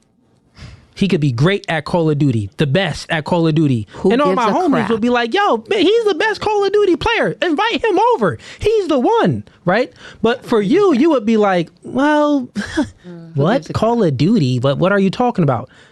Confident woman is Call of Duty. You get what I'm saying? Like to the man's eyes, this is how I want you to view it to the woman. Like how we look at it is like, we don't care about your confidence. Just the way you don't care about Call of Duty, we don't care about a woman being confident. Like there's no appeal there for a guy. We're attracted to the soft, docile, feminine woman, right? It's like the opposite of confidence. Confidence is very simple, right? Confidence is how you feel about yourself, how highly you think about yourself, right? That's all confidence is. Now you have the ability, think about it. With any feeling, you have the ability to express it, right? And all I'm saying is that women, the less you do, the more attractive you are. Mm-hmm. That's what I'm saying. So you could be confident internally, but if you are expressing your confidence, if you want to be the life of the party, if you want to be talking to everyone and stuff, you're easy. That's how men look at it. But when men are the life of the party and we talking to everybody, the girls is looking like, oh, that's that dude. That's that dude. You get what I'm saying? It's not like you wouldn't think a man is easy because he's talking to other men and other women. You know, your mic is is way over there. It's in Africa. Excuse me, I was being funny when you said like, all right, with the whole easy thing. So I was just retaliating back with that. You're good. So, but does that make sense? How like, because attraction isn't symmetrical, it's asymmetrical. So what the woman sees in a man and find appealing, the man doesn't see those same characteristic traits back and find them appealing in a woman. So how men look at confidence is just like, okay, we don't care. And if you're expressing it too much, you're for the streets. Yeah. But where were we? I think we were on Who Lies More. We finished that question, right? Okay, cool. That was Marissa's question. Vicky, you said you had a question, right? Yeah, I got 3. Let's go to your first one. The first one I had is, do you think someone's past truly matters? Oh, good question. Actually, I had a question similar to that. Let's go with my question because it's a little bit better, but it's gonna go with yours too. Okay. So let's go start with Jen. Let's get you more involved. Jen, can you just push your mic a little closer to you? Yeah, that's good. Jen, so are you more interested in your man's past or your man's future?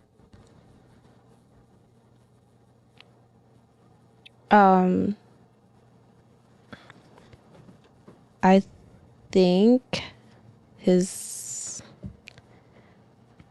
past is a big factor into what I'm going to be dealing with currently, if that makes sense. Okay. Whether like how he was raised, what traumas was he went through. Mm-hmm. But that's not the question. I know it's not the question. Well, you're thinking about it. I get what you're saying. Yeah. But definitely their future, because honestly, that's just looking back. Yeah. We're trying to move forward. Okay, got you. Right, Definitely future. And why? Why future? Because we're trying to move forward. Trying to move forward, and you want what other reasons would be why? I'd be involved with somebody that's not like a bum. No future. Like there's no okay. future with. Got it. And Bray, can you twist this towards you a little bit more? And I think it's the cord. Just lift that cord up behind you. Oh dang, you about to make it fall. I got you.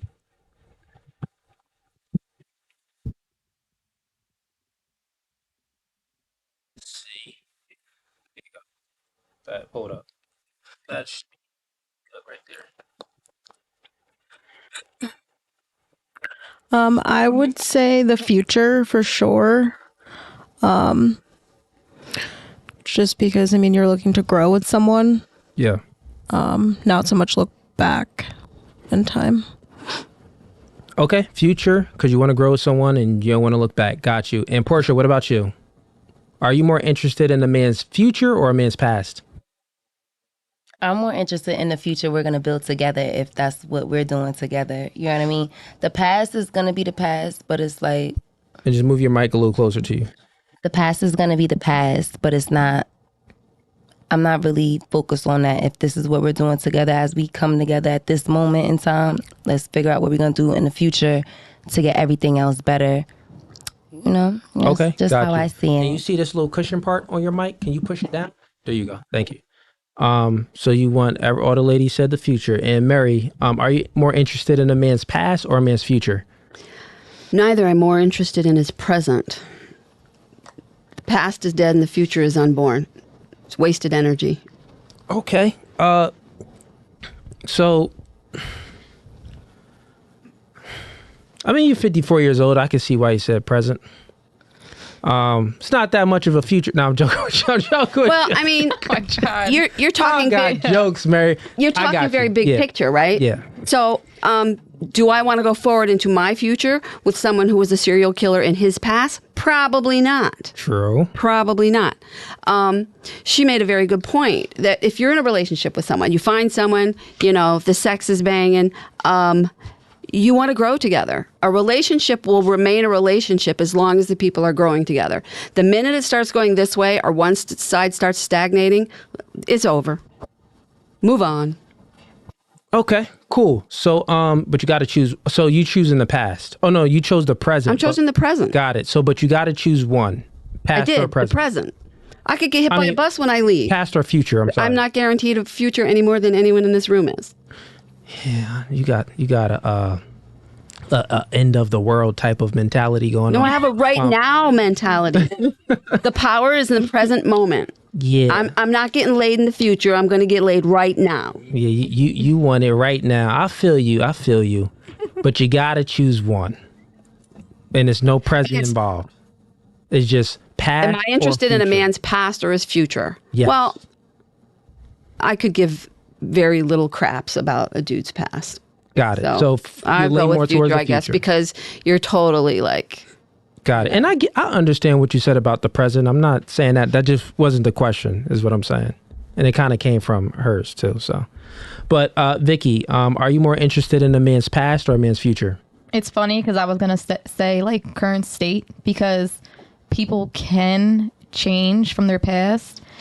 And I really do think it depends on like their current state, because you're either going to grow from things or you're not. Like, you're not, like, you mean you shouldn't let it dictate your future. But I'll say I care more about a man's future and where he's going, like, based off the rip when I meet him. Like, okay, you know what I mean? So you care more about a man's future. And Marissa, what about you? I would say I care more about a man's future. Okay. Yeah, for sure. Like, the past is the past. I mean, if you truly are with somebody because you love them, I would accept their past. Gotcha. But piggybacking off of previous episodes, yeah, I think that for a man, the past would matter. Okay. Mm-hmm. And let's go with that question then. So for a man, you said the past would matter. I think so. Let's start over here with Jen again. Jen, for a man, do you think that he cares about a woman's past or a woman's future more?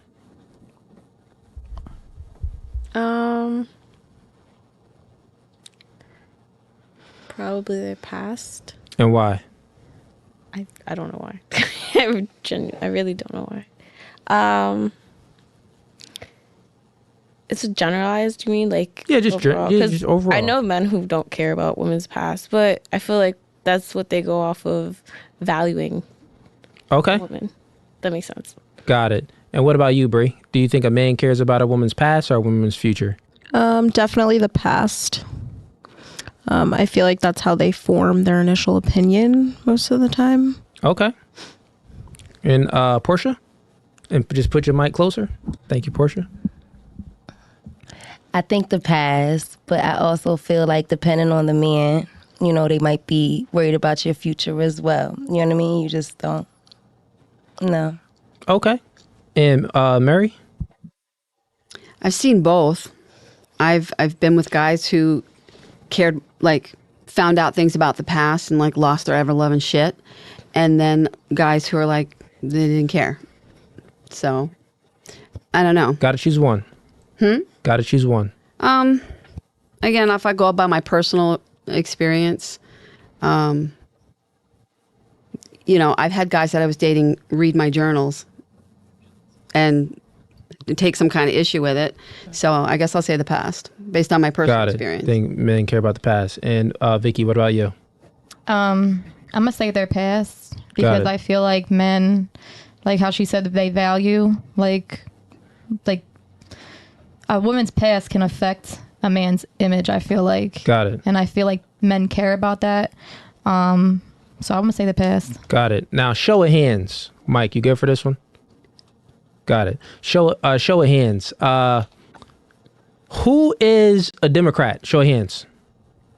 Democrat? Any Democrats?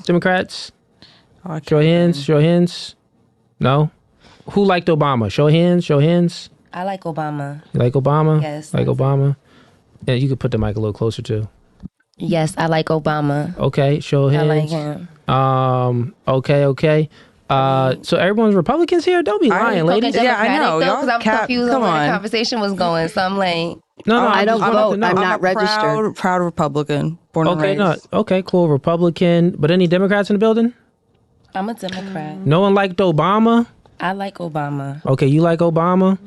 Okay. Anybody like what's her name? What's the girl with the bald head? Amber Rose? Any fan of Amber Rose in here? Amber Rose fans? No? I don't even know who it is. No Amber Rose fans? Damn, you don't even know who it is. I haven't heard of her. You know who Marilyn Monroe is, though, right? Marilyn Monroe? Everybody knows who Marilyn Monroe is. Oh, okay. I'm just making sure you... I don't live in a cave. I'm just making sure. Okay. So, I'll just get to it. Y'all don't want to say y'all political views, but it's funny how women truly know, and I think it's 6 women on a panel, but I think just generally speaking, women innately know this too. Women innately know that they want a man with a future because they want a man to protect and provide. And they innately know that men want a woman without a past. They don't want no whores, right? But then we got the Democrats over here purporting sexual liberation and advertising this thottery in society. You got the hip hop community too, advertising thottery. You know, Sexy Red, Cardi B, they advertising this thottery around here. And I mean, I was in that community. I was making music and making beats. So I was definitely years ago, on that side too. Really didn't think of it too much. But the facts is that all women know that a man cares about their past, and not y'all, but women in general would still choose to be promiscuous and still choose to enact in this sexual liberation way. You know, go out twerking and stuff like that and posting this stuff out there and stuff, having an OnlyFans, you know, being strippers and stuff like this, really expressing their sexuality in a lot of ways where y'all know that those dudes is just going to hit, but they're not going to wife y'all. Generally speaking, not y'all. When I'm saying y'all is not talking about y'all, I'm speaking in general. But women innately know this. Y'all agree with that? Yeah. But women still choose to act like whores. Now let's think about it, right? Men, we know that women care about our future, right? And you don't see us acting like a bum. We would act like we rich and be a bum, but we're not going to act like we a bum. You get what I'm saying? Like, it's kind of very confusing. It's weird the way women they know these things. They know that men don't want whores and promiscuous women, but they're still going to act like that. Men will be broke, a bum living at home with our mom, but we going to take a picture next to the nice BMW outside to flex like it's ours because we're going to act like we still got it. You feel what I'm saying? Because we know that women want a man with a future. So we're going to act like we still have those protecting and providing traits where women wouldn't really act like they still have those nurturing, submissive traits. Does that make sense how society is like backwards on the woman's end? Well, yeah, but women be wanting their independence. Like, I feel like they think that them being like that, like, you know, they hold their own, like, yeah, that's cool and all, but at the same time, like, and I don't bash no woman for like doing what they want to do with their life at all, but we bash men when they broken a bum, right? Which is wrong. I'm not saying that isn't right. wrong. That's a good thing. Why? Yeah, that's an amazing thing. What'd you say, Marissa? I just don't. I would never date a broke bum, and why would you not want to be your best self? Yeah. Why would you not want to do your best every day, get better? Like, I just don't understand. Men and women. I thought you meant my bad. I thought you were saying something else. But I'm saying like as far as women, they want to be independent, and that's not how it was really meant to be. Like, the man is supposed to be like the lead, the head, and if you respect your man, like, you're not going to do none of that. But off the rip, if a man sees you doing OnlyFans and all that stuff, they're gonna think that you really have no respect for yourself because, like, yeah, you making mad money, and you good for a bag and you good to, like, you know, hit or whatever, but it's just like you're not, like, everybody's seeing you. What's your perspective on this, Mary? You've been around the block for a while. What do you really think about all of this stuff that's going on now and in the past and everything? I dated a broke bum. I enjoyed it. She looking back like, he was. It was short term, but it had its upsides. I've dated successful men. I dated a surgeon. I could tell you're the type of person that you always, no matter what, you look at the glass half full instead of half empty. The glass is all the way full. All the way full. Full with water and half full with air. So it's all the way full. I see where your mindset is because you said you dated the broke bum and it still was cool. And you looking back like, still you gave that broke bum D. And, you know, broke dudes, they don't got nothing but to give us the good D. So I get what you're saying. No, he's right. No, because like... no, he's 100% right. She know. Saying because like my ex came home from jail, right? And I took him with nothing, like, and I helped him, like, I held him down. Now, like, even though, like, you know, I might have did a little bit more for him, he's still holding his own right now. Like, he, like, he didn't like put the pressure on me to take care of him really. Do I feel like he kind of like fell in love with my hand a lot? Yes. But he still like wasn't a bum, like even though like he still tried is what I'm saying. Yeah. So like I feel like, you know, if society's labeling people as bums, like, oh, he don't got no car, oh, he don't got this, he don't got that, like, you see what I'm saying? Well, and you're still going back. I don't think you understand shame too much. Shame. So shame is a good thing. You ladies may not understand, but I'll help you out. So without shame, we would all be doing things without any like we wouldn't feel any remorse. We wouldn't feel any, I don't think that's the right word. We wouldn't feel like bad about the things that we're doing, right? Yeah. Without shame. Because you got to think about it. People can shame you. And then normally when people, so it's two ways shame happens. You can be shamed or you could just feel shamed yourself. So right. Someone can shame you by saying something. And it's kind of up in the air whether if you feel shame or not.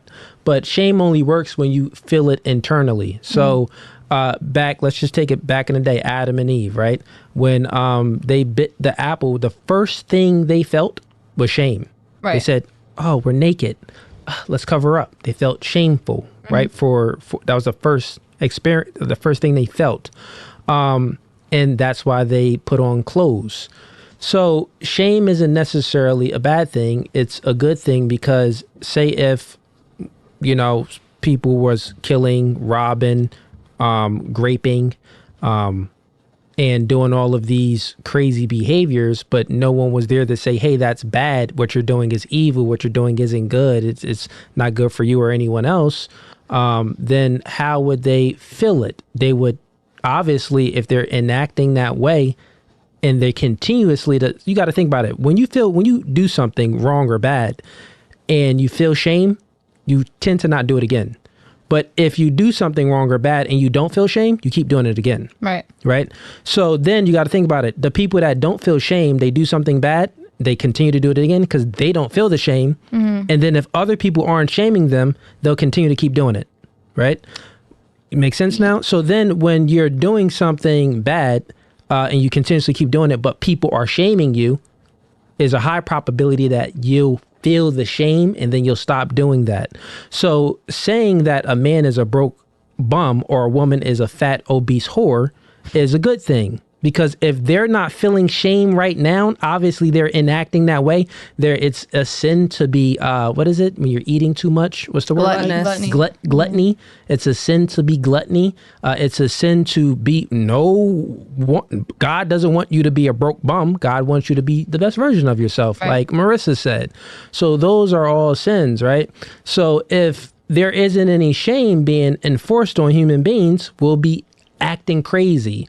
So shame is a good thing because it enforces human beings to have that feeling like, I need to stop doing this. This is wrong. Yeah. Shame is the best thing out here because we're human beings of free will. Since we're human beings of free will, we can do whatever we want to do. So without any shame, we'll really be doing anything we want to do. You get what I'm saying? Mm-hmm. But sometimes people don't even, like when they're being torn down a lot, they get even worse. Like they can't, like, you know what I mean? Like they can't, I think that has to do with like, I mean, I know you said like it's internal. Yeah. But it's like they feel so much pressure that they don't even do anything. So that's an emotional problem. Yeah. Yeah. So that's something different. So okay. you gotta, so that's a different topic. So that's an emotional problem. If you can't handle your emotions, so someone, think about it. Okay, a woman that's a little heavy, right? And then someone calls her, oh, girl, you big or you fat. They make some joke about her. She can't handle that. She'll get emotional. She'll just dwell in her emotions. But then there's another woman, someone calls her fat and obese. That was the motivation she needed to get in the gym. Yeah. So then it's two different type of people and how they handle their emotions. So then you need to be an emotionally intelligent person to be handling your emotions correctly. So then when someone does shame you, you're not just going to dwell in your emotions like, oh, you hurt my feelings, but you're actually going to get out there and change your behaviors and do better, if that makes sense. So were we on a question? I can't remember. Were we on any question? No. I know you had that question. We went around, and then then we answered Jonathan's question on who lies more and stuff like that. What else? Where were we at? Where were the topic at before we got off? You were saying something about asking if people were Democrats, whatever, because. Oh yeah, that's right. Because we were talking about the past, a man's past, and a man's future. Okay, yeah. That's right. A woman's. What'd you say? Yeah, did I finish up with what I was saying? You had gone down a political path, and I thought you were about to build up to something, but it didn't go anywhere. It didn't go anywhere. Let me finish that because we got off topic. That's right. So yeah, I was going down a political path with the topic, and the topic was about sexual liberation. I think I did clean it up, right? I cleaned it up well. Okay, I did clean it up well.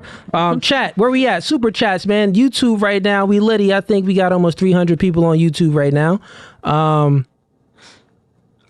Okay, no super chats in here? Let me see. Let me scroll up. Why can't I see it? We need to... I made 2 moderators in here. I don't think they in here. Maybe I got to make someone else a moderator. Hey, whoever want to be a moderator, let me know. I'll make y'all a moderator so we can get this chat a little popping. So I got to actually, Vicky, you had another question, right? Yeah. And then we going to wrap up soon. We going to probably hit this for like another maybe 15, 20 minutes.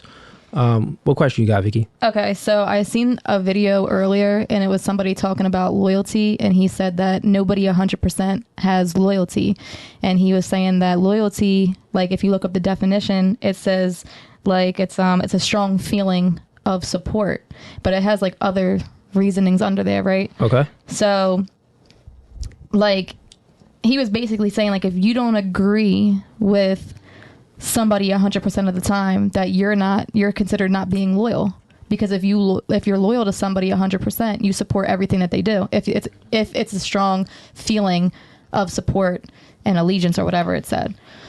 So my question is like it's about. Well, I don't necessarily agree with that. So like, what's your take on like being loyal and like also being like unconditional? Because if you like, well, nothing is unconditional, so that's a fallacy. So that's why I didn't agree with that. Okay. Because he was saying that you could be loyal, and you could be loyal to someone's own fault or to your own fault. So that's weird, and only like a person with a mental illness would do that, to where it's their own fault, to loyal to their own fault, right? Yeah. To their own damnation, or to their own demise, or whatever a word you could use. Yeah. So only God. I mean, you got to think about condition, right? Love has conditions, right? For you to love someone, to like someone has conditions. For you to be loyal to someone, that has conditions. If you're loyal to a friend, but then your friend literally trips your son on purpose, and your son cracks his head, and your friend feels no remorse for that, no like just you're gonna be like, wait, what? You're not gonna continue to be loyal to that person. Mm-hmm. So loyalty has conditions. So whoever was saying like that loyalty doesn't have any conditions, they're dumb, and they don't understand human beings at all.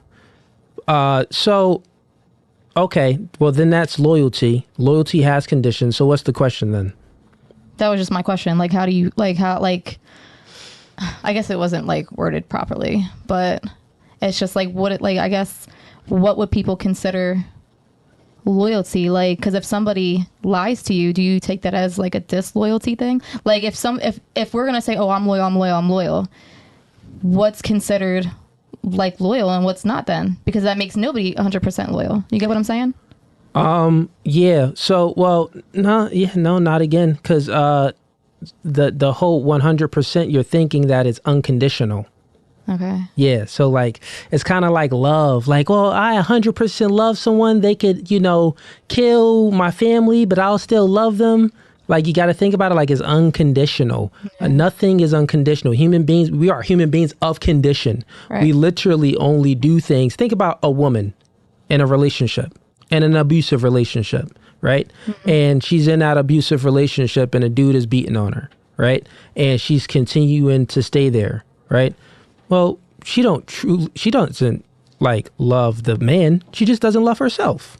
You get it? So it's different. So then the man could be thinking like, oh, she's loyal. Well, not really, bro. She just doesn't even love herself. So it's just like, she's just staying there. You get what I'm saying? Yeah. So it's a lot of different avenues on where you could break it down to, where the whole I guess if you had a better, like an actual question, then we could bring it around the panel. Okay. Yeah. I mean, that was just like something that I heard. Got I didn't you. know if it like. No worries. But I do think, loyalty is a good thing. People should be loyal. Like, I could have a friend and I don't have to agree with everything my friend is doing. We could have, different views, but I could still be loyal and back him.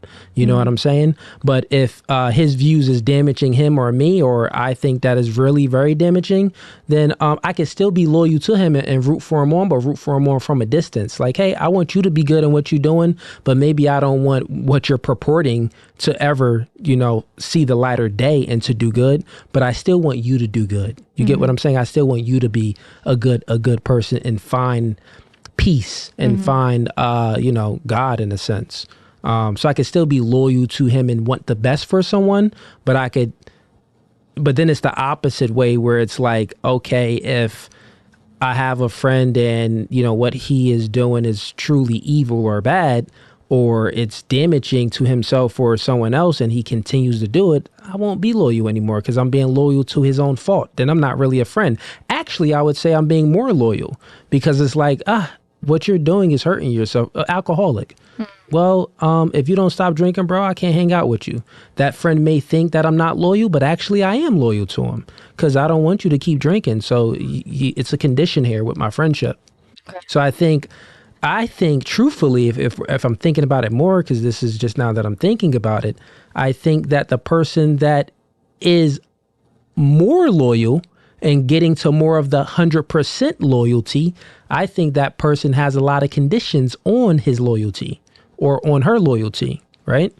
Because if you have more conditions on your loyalty, that means that you're looking out for the best of your interests and the other person's interests. So you're very, very loyal. You get it? But if you don't have any conditions, then you'll watch someone fall into a deep hole. Okay. So I think I just figured that out on live. Any other, anyone had questions over here? Jen, you got a question? What's up, Jen? You chilling? You got a question? No? I got a question then. And then let's see where we at. I sent my super chat. Red Rock.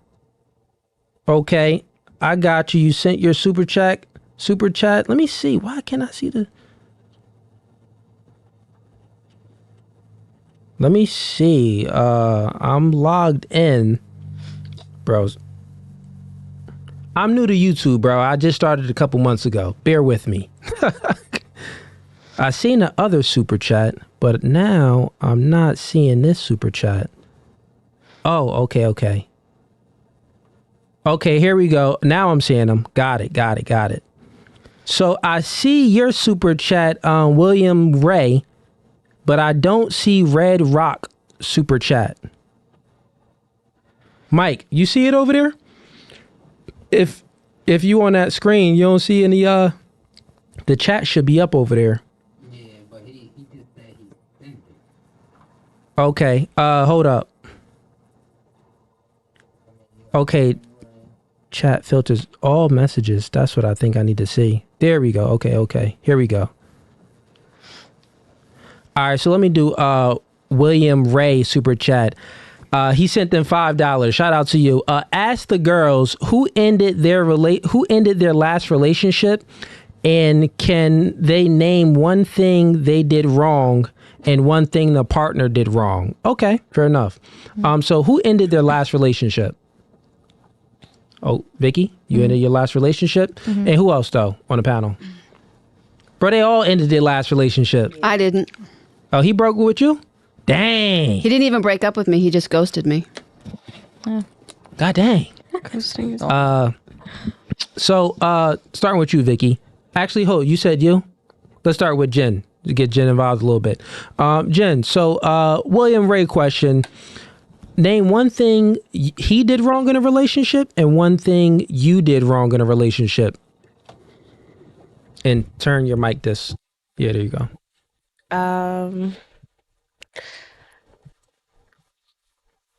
Well, he cheated. Sorry, he cheated. Okay. So, and then That's the one thing he did wrong? one of the many. And Okay. then I took it as a challenge and did the tit for tat thing. So, Ooh, spicy. She cheated back. No, mamacita. No, you never cheat back, mamacita. No. Okay, fair enough. Thanks for being honest. And who else had? Oh, let me just respond to that. See, you cheated back. So, do you think? That's a question. Do you think you cheating back? That tit for tat. Actually, let's ask a more girl question. How did you feel after you had the tit for tat? Did you feel good about it or? yeah. Okay. Fair enough. You felt good about it. So obviously, the person that you cheated up, you didn't cheat down. Yeah. Like the guy that, see, fellas, women always cheat up. Men, we'll be with a 10, but we'll knock a 2 down. The girls will be with you a 6. Bro, she getting a 10. She getting a guy that got his stuff together if you don't, or the guy that's just better. Maybe you 5'10", she getting the 6'4". Maybe you got 6, she getting the 8. Maybe you got, maybe you got 40K, she going for the 6 figures. So they always cheat up. So that's why she felt that good about it. But another question, how did you feel? So if you cheated up, so obviously like, you really didn't love him anymore anyway. And put it like this, when a woman cheats, she actually doesn't truly love her man. Do you agree with that? Mm-mm. You don't agree? So when you did that tit for tat and you cheated up, let's just give it names. Your first guy name was Kyle, but you cheated with Braxton. And Braxton, he was just much better than your guy. So my initial reaction was to feel good about it. Okay, I did this and that, but then afterwards you're just like, I was feeling a void, or Okay. I took it as a challenge, and that was my only motive towards it, because I'm not really in love with that other person. The chat saying spicy gin. Yo, chat funny. Okay, cool. So, I got a lot of questions for you now since you did tit for tat. So you said that you felt good initially, and then you kind of felt like crap. Like I didn't feel like, I don't know if that makes sense. Like I was trying to fill a void, but I didn't complete Yeah, that. because when you can never fill a void when, Like it was when you're pointless. cheating. Yeah, exactly. Like Yeah. it was pointless. And you didn't love your guy when you cheated. The reason why is because for a woman to cheat, think about it, right? So you cheated with a guy that's better than your guy, which inadvertently means that this guy is better than your guy, so you really don't love your guy. Not only that, in order for you to cheat, you have to submit to another man. And no human beings can serve 2 masters. We can only serve 1 master. The man's master is God. The woman's master is the man that she submits to, right? So when a woman submits to a man, she can only serve 1 master. So you was already submitting to your man in a relationship. He messed up. Then you fell truly out of love and you wanted to do the tit for tat, but you did the tit for tat for someone that's superior than him. Like you did it up. So yeah, you may had love for the guy that you were currently dating, but you weren't like truly in love, right? Yeah. Because you was getting slayed by Braxton. Okay. Yeah, he was tossing that around, juggling that thing. Who else? Who else? What's the question? My man Williams had. We was wilding. My bad. So yeah, I think you said that you broke up with the guy, right? Bree, right? Yes. So name one thing he did. Name one thing you did. Let me see his question. Name one thing they did wrong in a relationship. Name one thing they did wrong and one thing the partner did wrong. Okay, so name one thing you did wrong and then one thing your partner did wrong. Well, I stayed when I shouldn't have. That was like my biggest mistake. But there was just a lot of lying and inconsistencies. Well, wait, time out. You said that's not one thing you did wrong. You stayed when you shouldn't have. Like, name something that you actually did wrong in the relationship. I matched energy at some point. Okay, so that's like a tit for tat. But like, if he was giving out the, oh, okay, well, I'm gonna kind of do what I want to do, you was giving that same energy back. Like, yeah, just okay, living my life then, if that's the case. Okay, now name one thing he did wrong. He lied a lot. Did he cheat? Yeah. Did you match that energy? I wouldn't say that I necessarily We got another cheated. tip for Chad. Bree was spicy. Say that I cheated. Spicy Bree. It was more so, like, I don't know. This was like a really like a back and forth relationship. It went on for like a really long time. So like in the off time, like, did I ever do me? Yes, I will say that.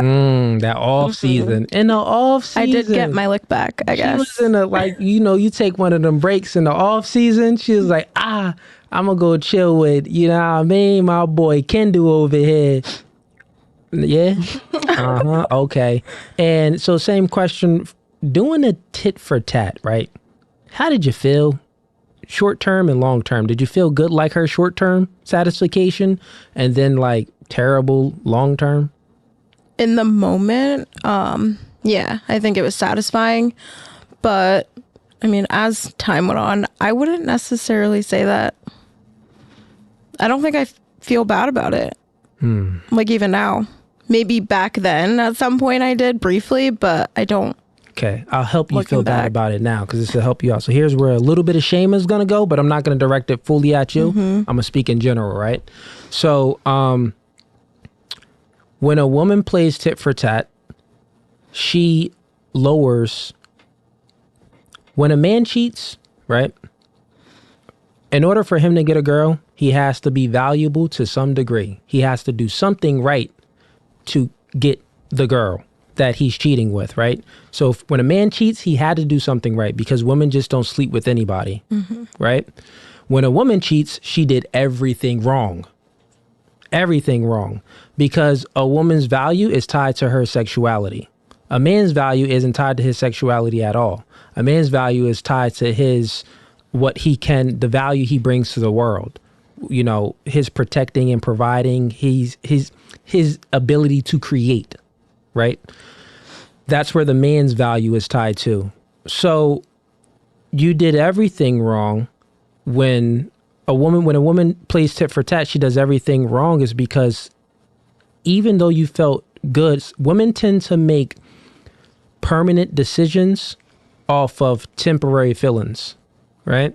So a temporary feeling, women will make a permanent decision for, but that permanent decision is that permanent decision that decreased your value. And it decreased your value in a multitude of ways. One of the ways it decreased your value in society, because now you just increase your body count. And men, we won't know your body count, so you could always lie about it or suppress it to a degree, right? Or just try to be as modest as you can, and we won't know. You can have 100 bodies, but it'd be maybe a little bit hard to figure out. But the men that are good with women will figure it out.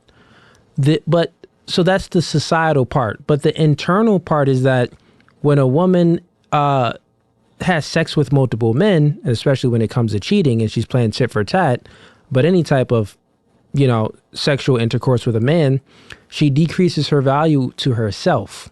The reason why she decreases her value in her own eyes is because when you are pure as a woman and you're a virgin and you never had sex before, internally yourself, you're able to make a more discerned decision, right? It's just a fact. The less you experience, the more you are able to have discernment.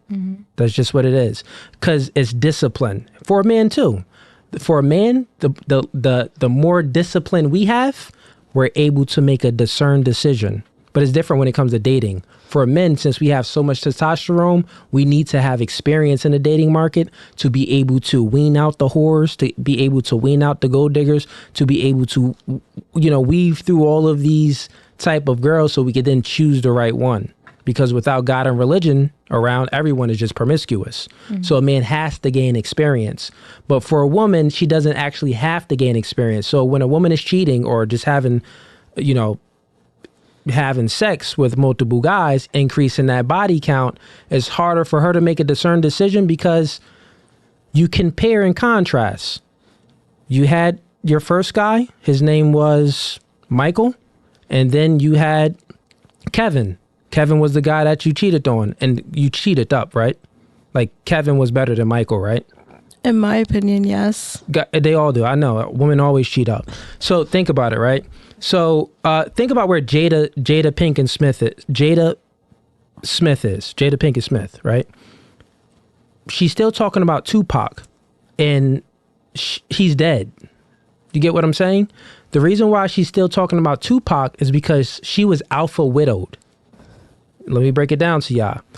She got what a very masculine, superior man, what she thought in her eyes, what Tupac was, like, oh, he was that top dude. He had everything. He had the charisma, the charm. He could stimulate me emotionally. He had, you know, money. He had, you know, that pizzazz about him of that gangster appeal, what she was attracted to, right?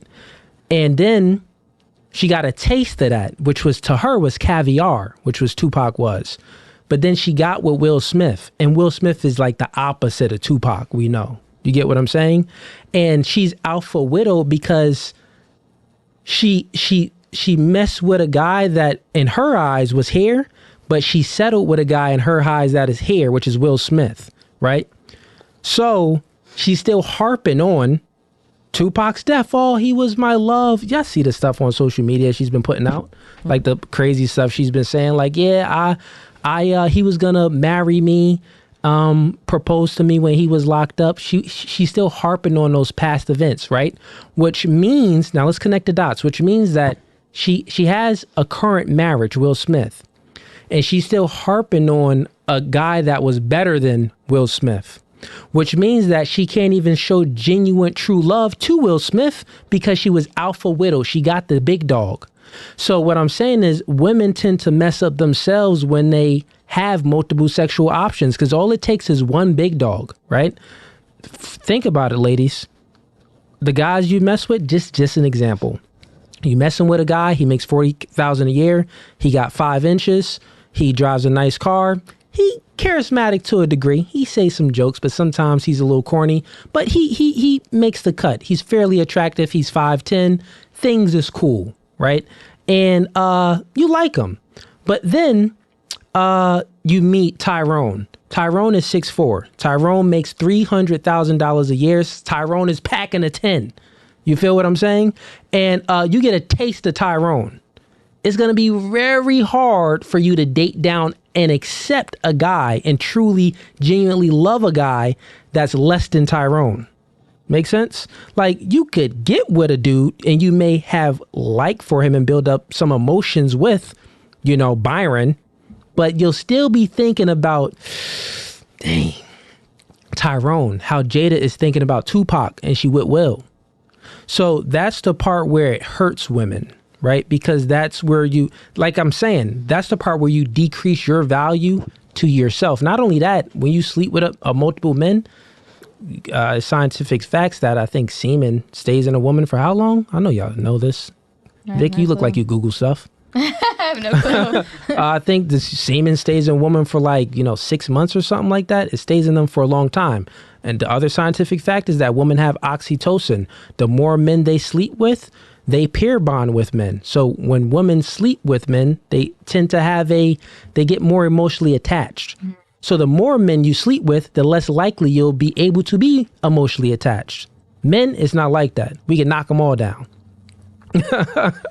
So it's much differently. So does that make sense, ladies? Yeah. To why if you are going to play tit for tat or if you are going to be promiscuous, you literally hurt yourself in the long run.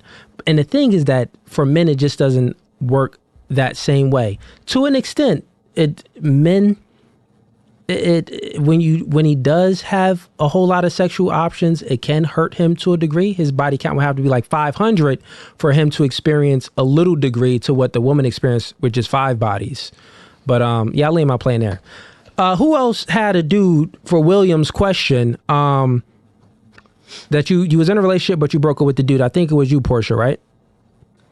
No. Oh, you ain't him? No, it wasn't me. Oh, who else? Vicky. What's your what's one thing he did wrong and one thing you did wrong in a relationship? We were crazy. Like, I feel like I loved him so much, but I didn't love myself. So my problem is that I acted out on my emotions a lot, and I wouldn't say like I didn't cheat, like do him dirty that way. I like my just emotions and everything towards him, my actions towards him were bad. And like, I mean, the problem with him was that he didn't really show love. And like, I'm cool with him to this day. Yeah. And he still doesn't do that. So that's the one thing he did wrong, was not showing love? Yeah, to him he did, but like to me, like I'm more of an emotional person, and that's like why I have the type of like knowledge that I have now is because, well, I ended up leaving him and then I got with somebody else. Yeah. And I told myself, like, you know what? I'm not going to be toxic. I'm not going through nobody's phone. I'm not like punching on nobody. I'm not doing no crazy stuff. And I did that. I was real submissive to the next guy. Yeah. And I did everything he said, cooked for him. Whenever he wanted it, he got it, basically type of shit. And then I ended up being controlled. He used to abuse me really bad. So I wasn't allowed to work. I wasn't allowed outside. Like, I wasn't allowed to be on my phone for too long. He had to have my location 24/7. Okay, so wait, what's one of the things he did wrong then? You named a multitude of things. Yeah, I know. I'm sorry. But like I'm saying, like I ended up leaving the guy that I was with for 3 years. I ended up, when I left him, I got with somebody else like right after without healing. But that's why I'm saying, like, the reason why I know what I know now is because my last situation humbled me is what I'm saying. Okay, gotcha. But like the one that I was with for 3 years, he didn't like really, well, I don't want to say cater because he had his different ways of showing the love that he thought he was showing good. Yeah. But it's like I wanted more from him and he wasn't giving it to me. And like I always felt like he was being sneaky, but it's because I was looking for the wrong, like. You're looking for the wrong thing. Now you saying reflecting back, like if I would have been submissive to him and like understood him more, it took more time to learn him. Got you. So that's one of the things that you did. Right. Okay, and that's why I'm saying now, when I left him for like, well, not, I didn't really leave him for somebody else, but like when I broke up with him, I got with somebody else like almost right away, thinking that this man was going to be all that. And I was everything that I should have been to the past dude. Right. Yeah. And then I got humbled because like I basically got a taste of my own medicine. Nobody deserves to get abused, but I felt like I needed that to be where I'm at now mentally. So now that's why like I am more different when it comes to men. Like I haven't been dating because I'm just not interested. Like, and I just like, I'm so different from what I used to be. Okay, I get what you're saying. So, okay, so the one thing he did wrong was he wasn't showing enough love. Mm-hmm. The one thing you did wrong, you wasn't doing what you did for him to show enough love. Right, like I wasn't understanding of him. Okay, fair enough. You wasn't understanding. Okay, that's some accountability there. And I think, Mary, you had something, right? I didn't break up with him. Okay, you didn't break up. Marissa, you broke with your last guy or no? It was kind of mutual. We just kind of agreed like it really wasn't working out. How long y'all was dating for? A little shy of a year. Oh, okay. Yeah, I mean, he was great. Like, he spoiled me. I literally didn't even have to touch like door handles. Like, he opened doors for me. Yeah. So super sweet gentleman, but so why you let him go? Seemed like a real nice guy. He was very hot-headed. Oh, hothead. Like angry. Yeah, he had some anger issues. Okay. Yeah, and he got a little disrespectful sometimes, and I just can't let that slide. Okay, fair enough. But you saying it was you broke up with him, right? Yeah, let's be real.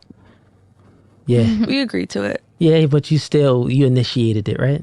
Actually, he initiated it. Oh, he initiated it. Yeah, he was like, I think we should talk. And I was like, yeah, I definitely agree. 100%. Oh, okay, that's a little different. So if he initiates, so I would say he broke up with you then. Okay. Because whoever initiates it is the person that, breaks up with. Okay, fair enough.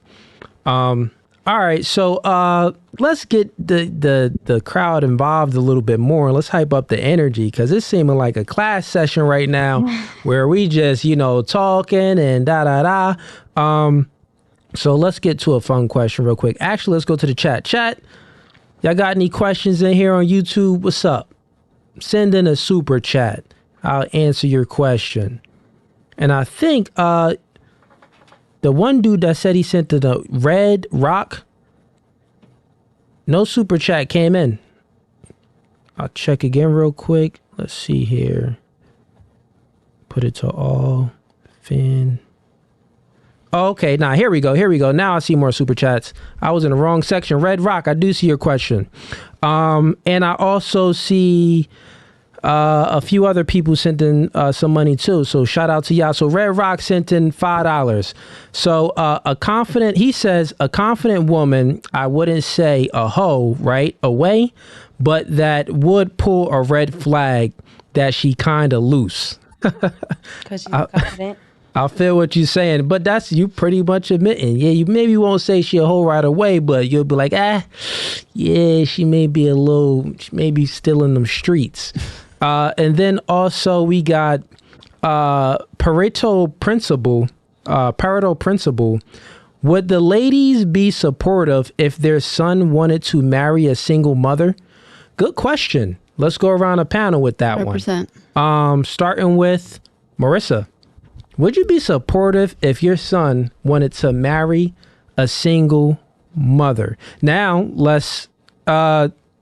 he didn't say that the son had any kids, but let's put that your son has no kids, and let's put in there another stipulation in here that your son is a successful man. Mm-hmm. Would you be supportive if he wants to marry a single mother? Yes or no, and why? I think it depends. Okay.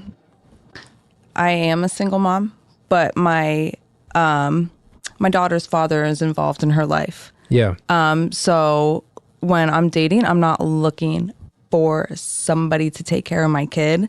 I would say I would not support, if I had a son and he was to date a single mom, I would say make sure she's not, for the right reasons.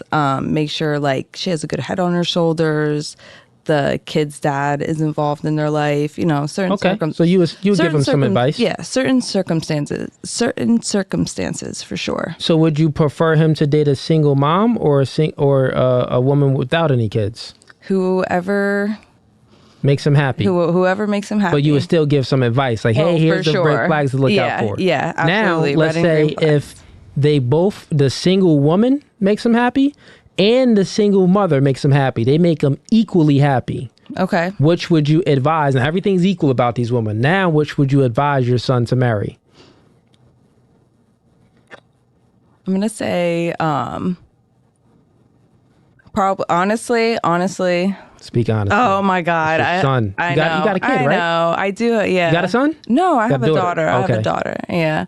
But this is very hypocritical because I am a single mom. Oh, no, it's not. It's being real. I would say, I'm going to be honest and I have to be authentic. But I would say that probably the girl without the kid, just because, if they wanted to start a family, whatever it would be. But yeah, I can't hate on single moms at all. All right, cool. Thank you for being no Fugazi. What about you, Vicky? Would you be supportive in your son wanting to date or wanting to marry, not even date, wanting to marry a single mother? I mean, it's kind of hard for me to say because I understand if that person makes him happy, then yes. And I know people who are single moms and they're deserving of love and so are their kids. But would I prefer that? No, I wouldn't, only because if anything was to go wrong, I wouldn't want my son having a attachment to the child. And I've seen that before with people. They would grow attachment to somebody else's child. And if anything happens, then, they're heartbroken over that. He has no rights to the kid. Right. Yeah. And it's you invested so much time and your energy and your love into someone that could be easily taken away from you. I mean, it could happen with, people who do share a kid, but I mean, as far as it it not even be, or the child not even being yours, I wouldn't want him to like have to deal with that type of heartbreak. Okay, chat. So let's see if we'll do it real quick. I'm gonna get to another. So Bubby Rowe sent in $2. He said, have the woman stand up and spin. He want to see y'all stand up and spin. It's up to y'all if y'all want to do it, ladies. Y'all want to give? I'm not doing it for y'all want to give him a spin? No, I'm not He sent in $2. Do you gotta send him more money for a spin? Yeah. Okay, how much money he got? Each of us. How much money he got to send him for a spin? I ain't doing it regardless. Okay, they not. They ain't. I tried, chat. They not trying to stand up and do a spin. Chat funny though. So let's get to he literally sent in $2 for that. Mary. So Shout out to him. Same for you. Would you? Let me get to the question real quick. Would you be supportive of your son wanting to marry a single mother? Yes or no? Okay, and would. You will be supportive, and why? I want my son to be happy, and if he's in love with someone who has children, my sons. I have 2 sons. Okay. And they are successful. Yeah. They wouldn't invest their time and their effort into someone that they didn't see had value. And so if by the time I'm finding out about it, that they want to marry them, they have already exercised all that logic and discernment and emotional intelligence, and they've made a good choice. And if that's what's going to make them happy. And I'm going to be honest, too, I'm biased in the sense that I want grandkids. That's instant grandkids. Do you have kids? I have 5 children. 5 kids. You have grandkids? Yes, I have a granddaughter. She's 2. Oh, nice. Okay, so you would advise you would be supportive of your son marrying a single mother. Hold up, let me think. I got it. Hold on. I know your name. I know. Hold, Mike, put it on me. I think I know a name. Hold on. Let me think. Dude. I would advise my children. Shanae. That's a name, right? From Martin? Stop it. All right, let me stop playing. Deidre, no. Portia. There we go. Portia, would you be supportive of your son dating a single mother? Yes or no? I would be supportive. Like the the mic same close. way she just said it. I would be supportive the same way she would say it. Like, you know, whatever you love, that's what you love. I'm going to support what you love. You know what I mean? Just... Fair enough. You gonna support what he loves. All right. Cool. Bree, what about you? I'm gonna agree with the rest of the ladies. You single mom? No. Okay. Are you a single mom? No, Portia? we just talked about this. I don't have no kids. You don't got no kids. That's right. I'm sorry.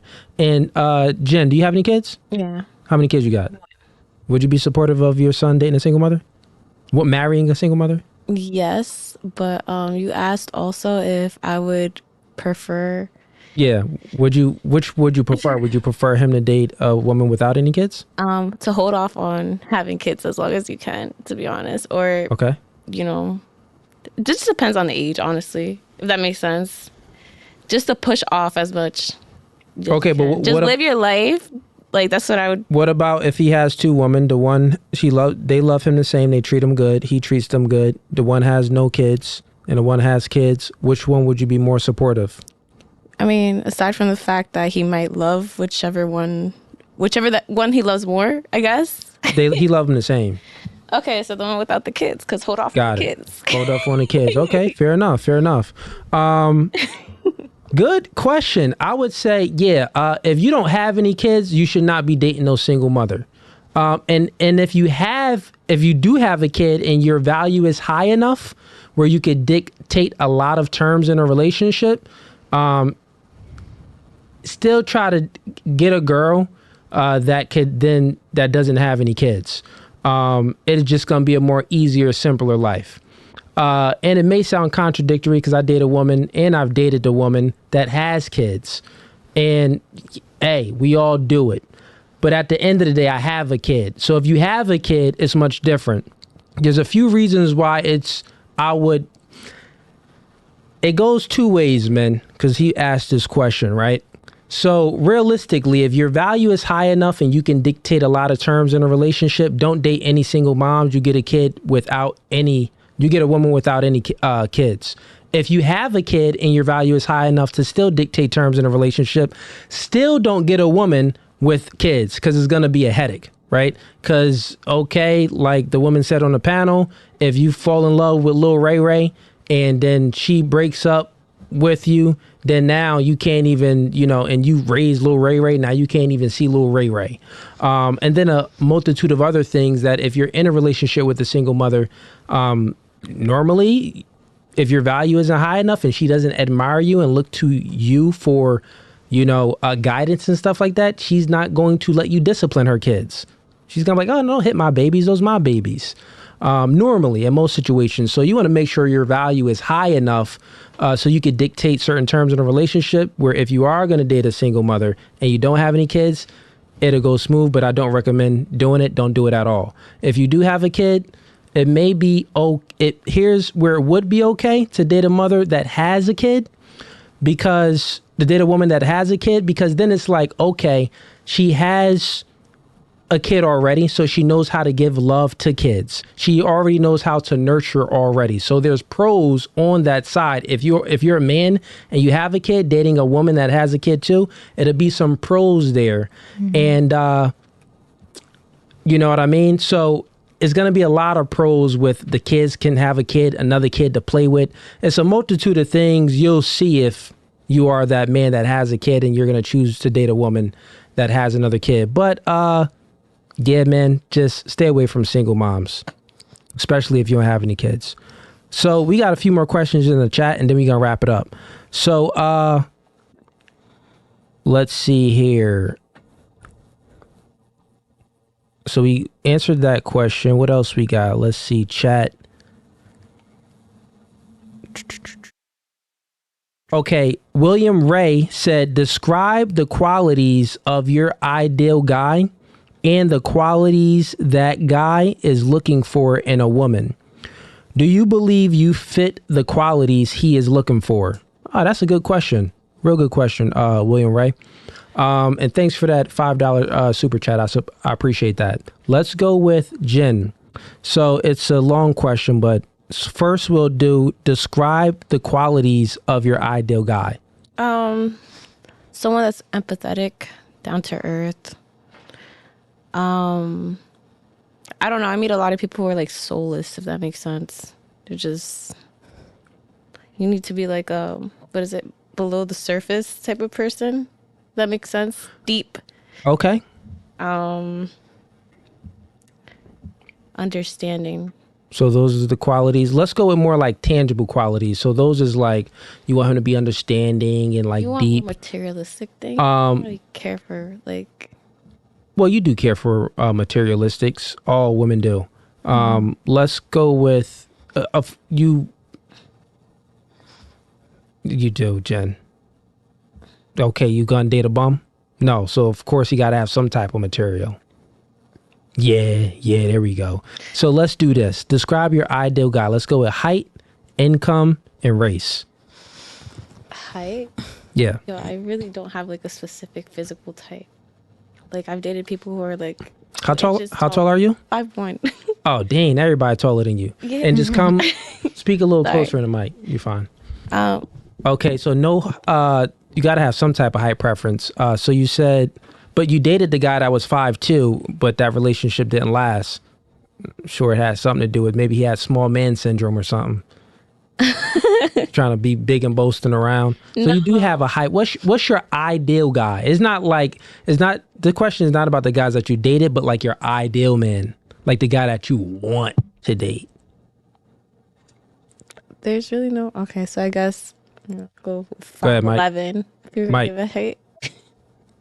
You said 5'11"? Yeah, I guess. Okay, 5'11" ideal height and income. Let's do this. What's the minimum income that you would want your ideal guy to have? Not the maximum, because you're gonna be like $1 billion, but what's the minimum?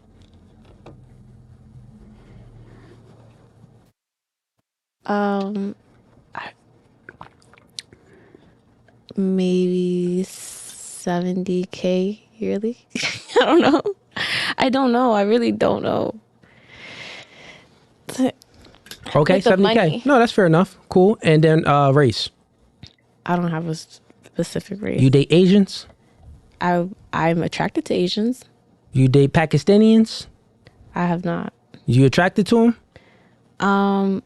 That if we're Yeah, okay, all right. So what's your type? that's more of a cultural thing, though. I feel like Look, what you mean? they look physical, but I feel like a lot of that falls under Arabic, right? I feel Yeah, like a lot Arabics. of Arabic men don't have respect for women.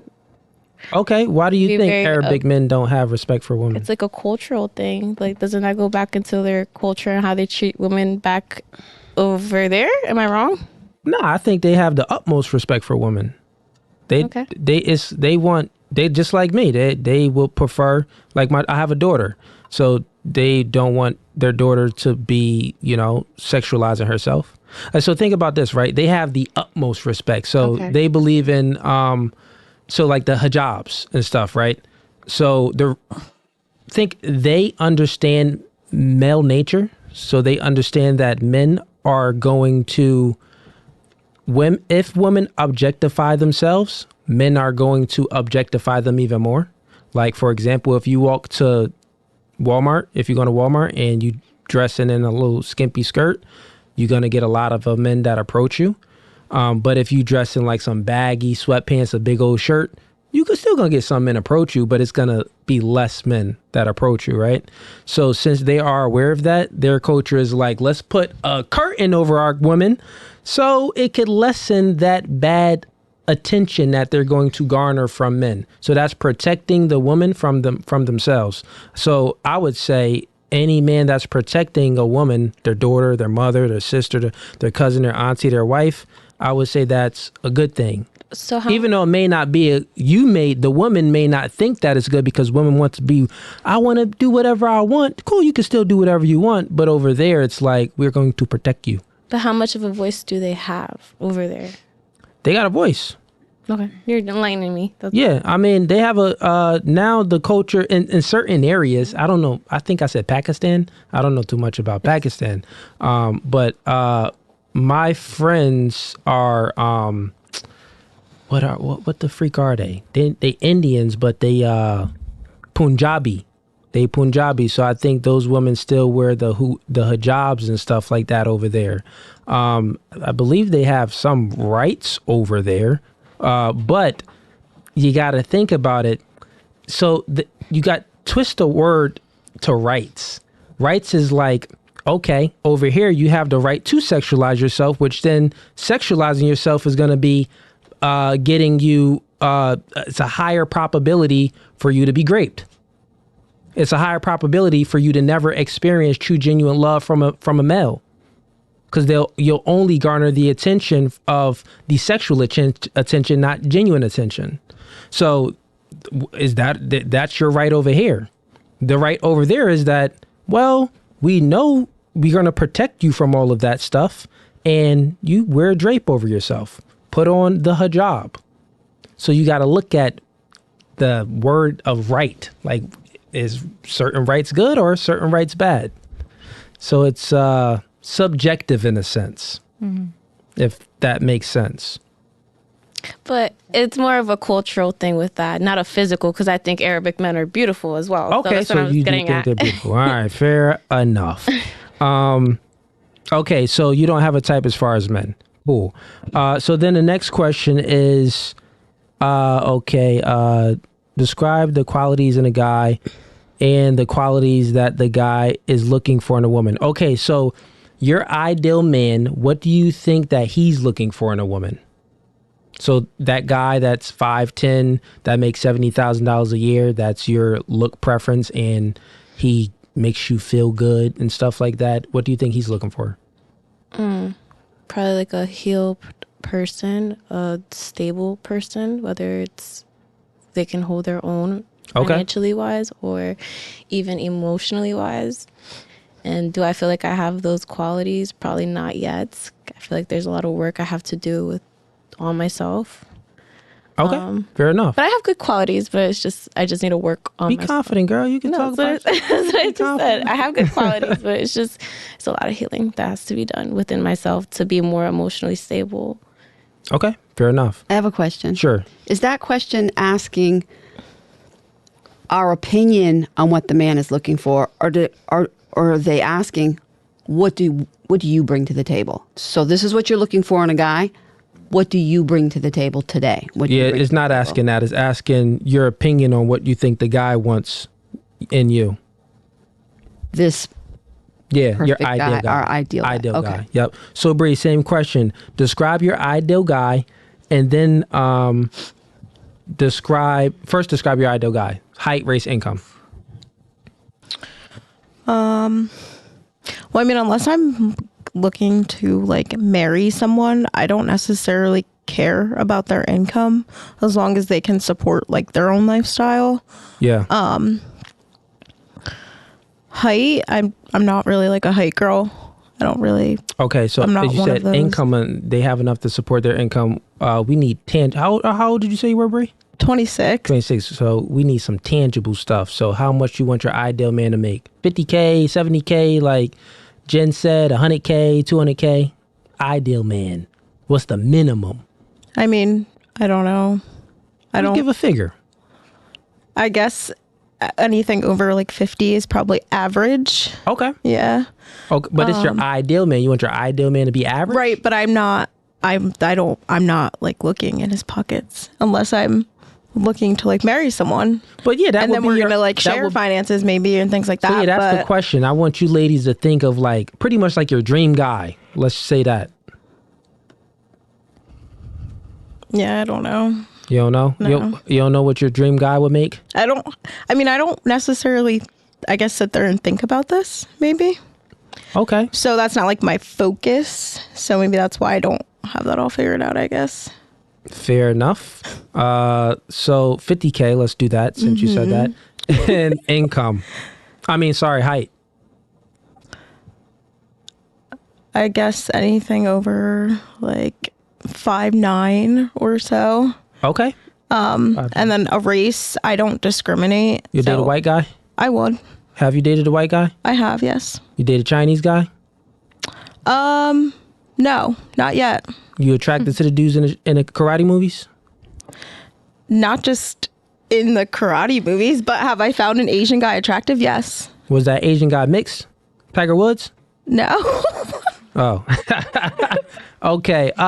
Fair enough. You don't really have a racial type. No. I think it's cap here a little bit. But now the other question is, what do you think your ideal man wants in you?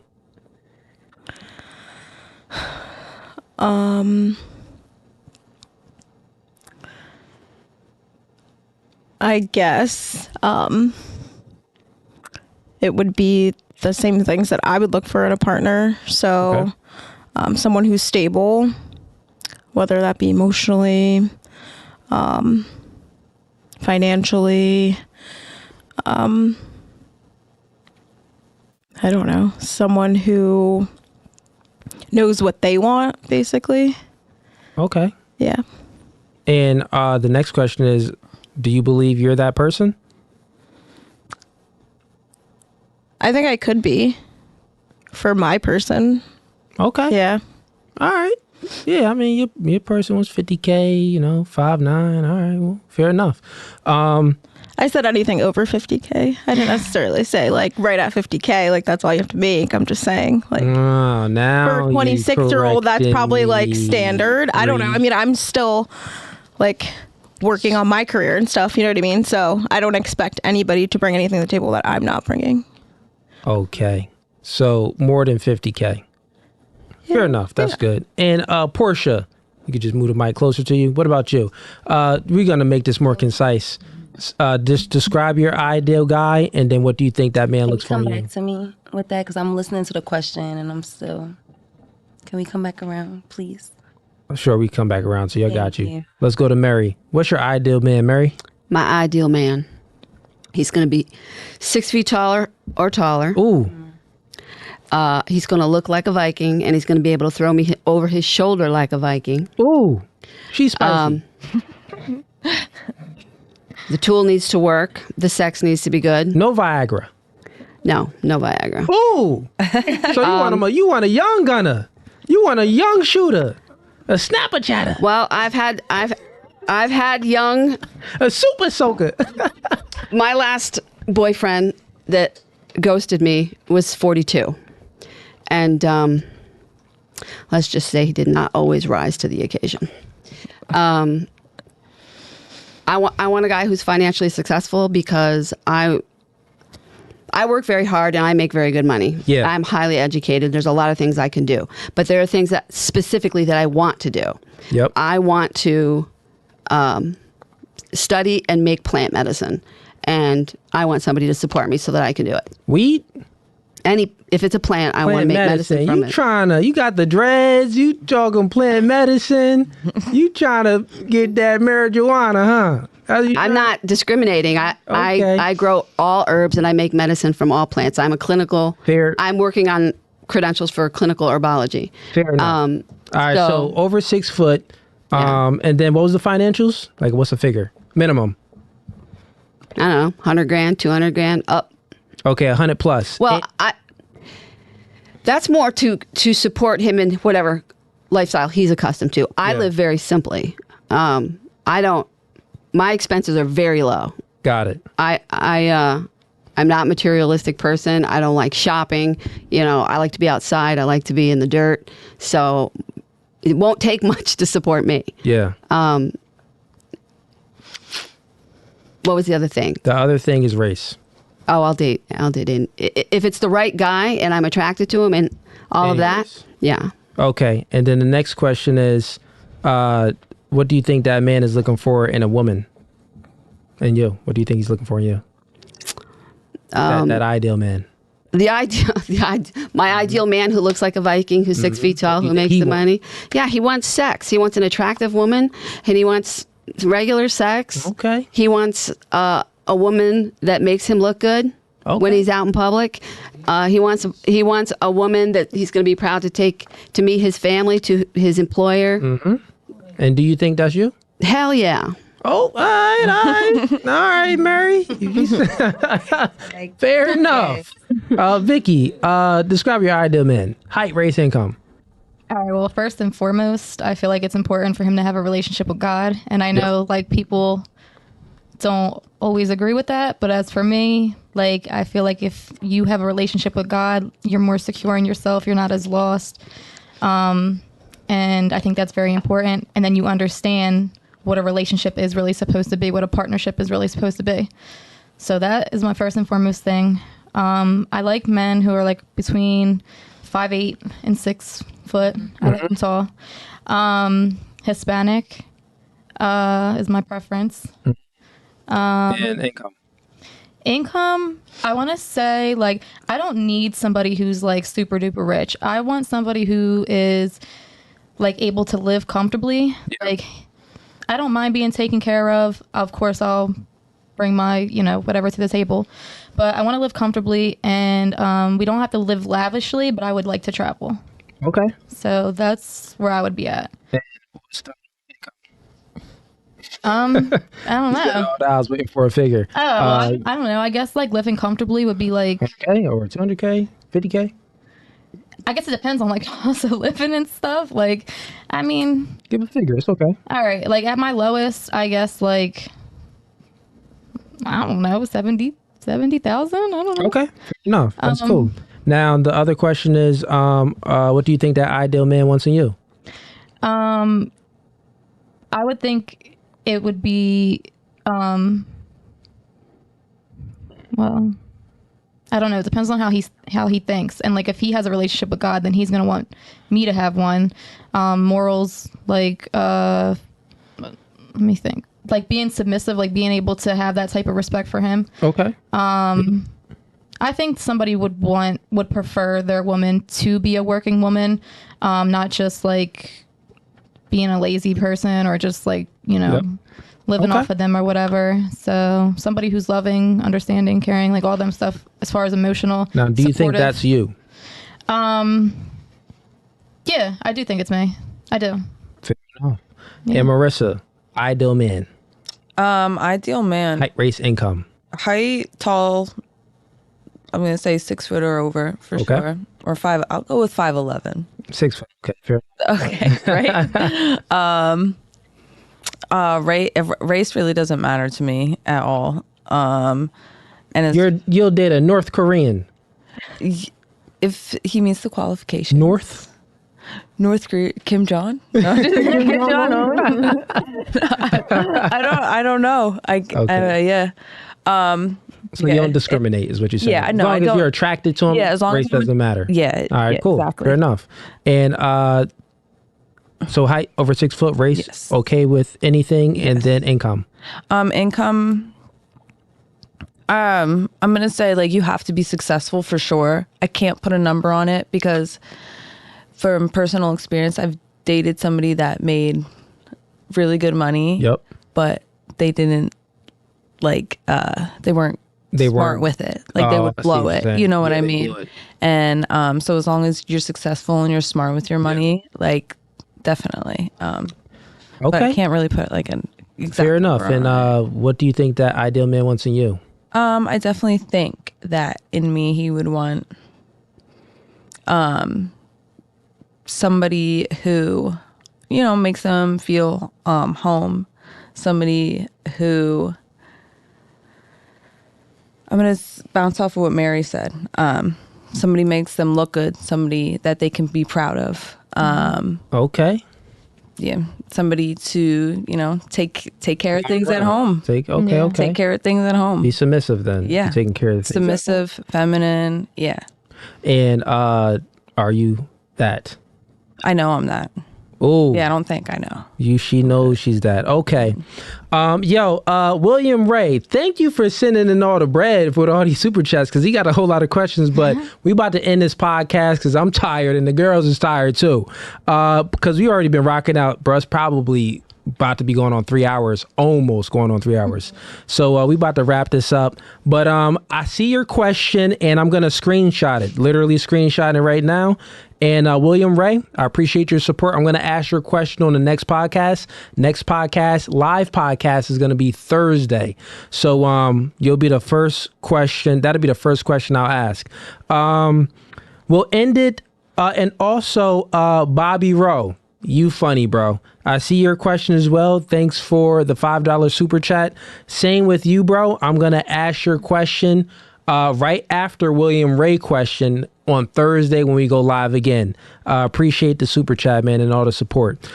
So ladies, last thoughts on the podcast. Gonna leave it to y'all. Here's the part where you could ask a question if you have a question to myself or any girls on the panel, or if you don't have any questions, just tell me your thoughts on the podcast. And we're gonna start with Marissa.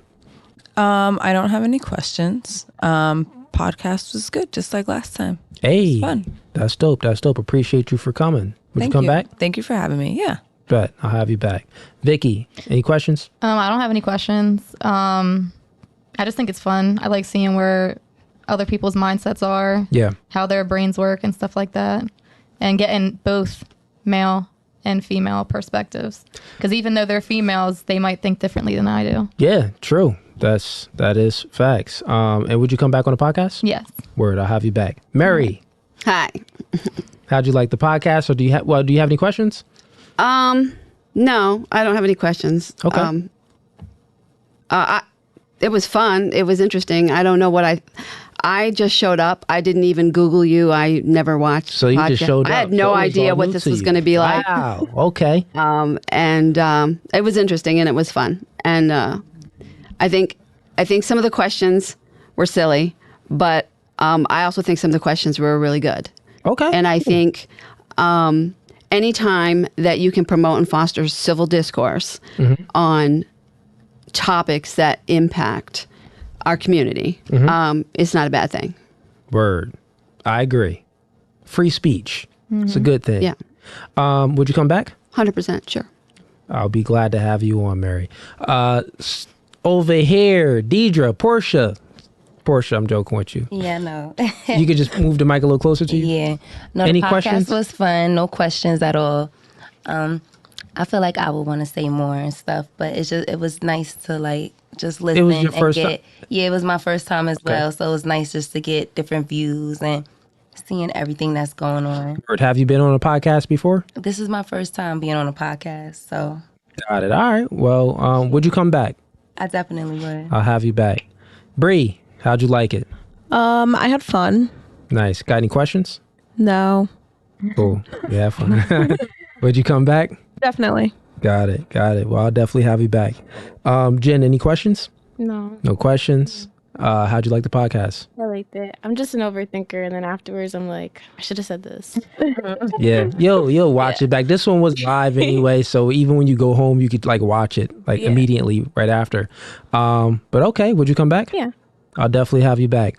Well, audience, hey, thanks for all the super chats. I appreciate the support. Next podcast, we're going live on Thursday, so tune into that. But other than that, this podcast was No Fugazi, and we out.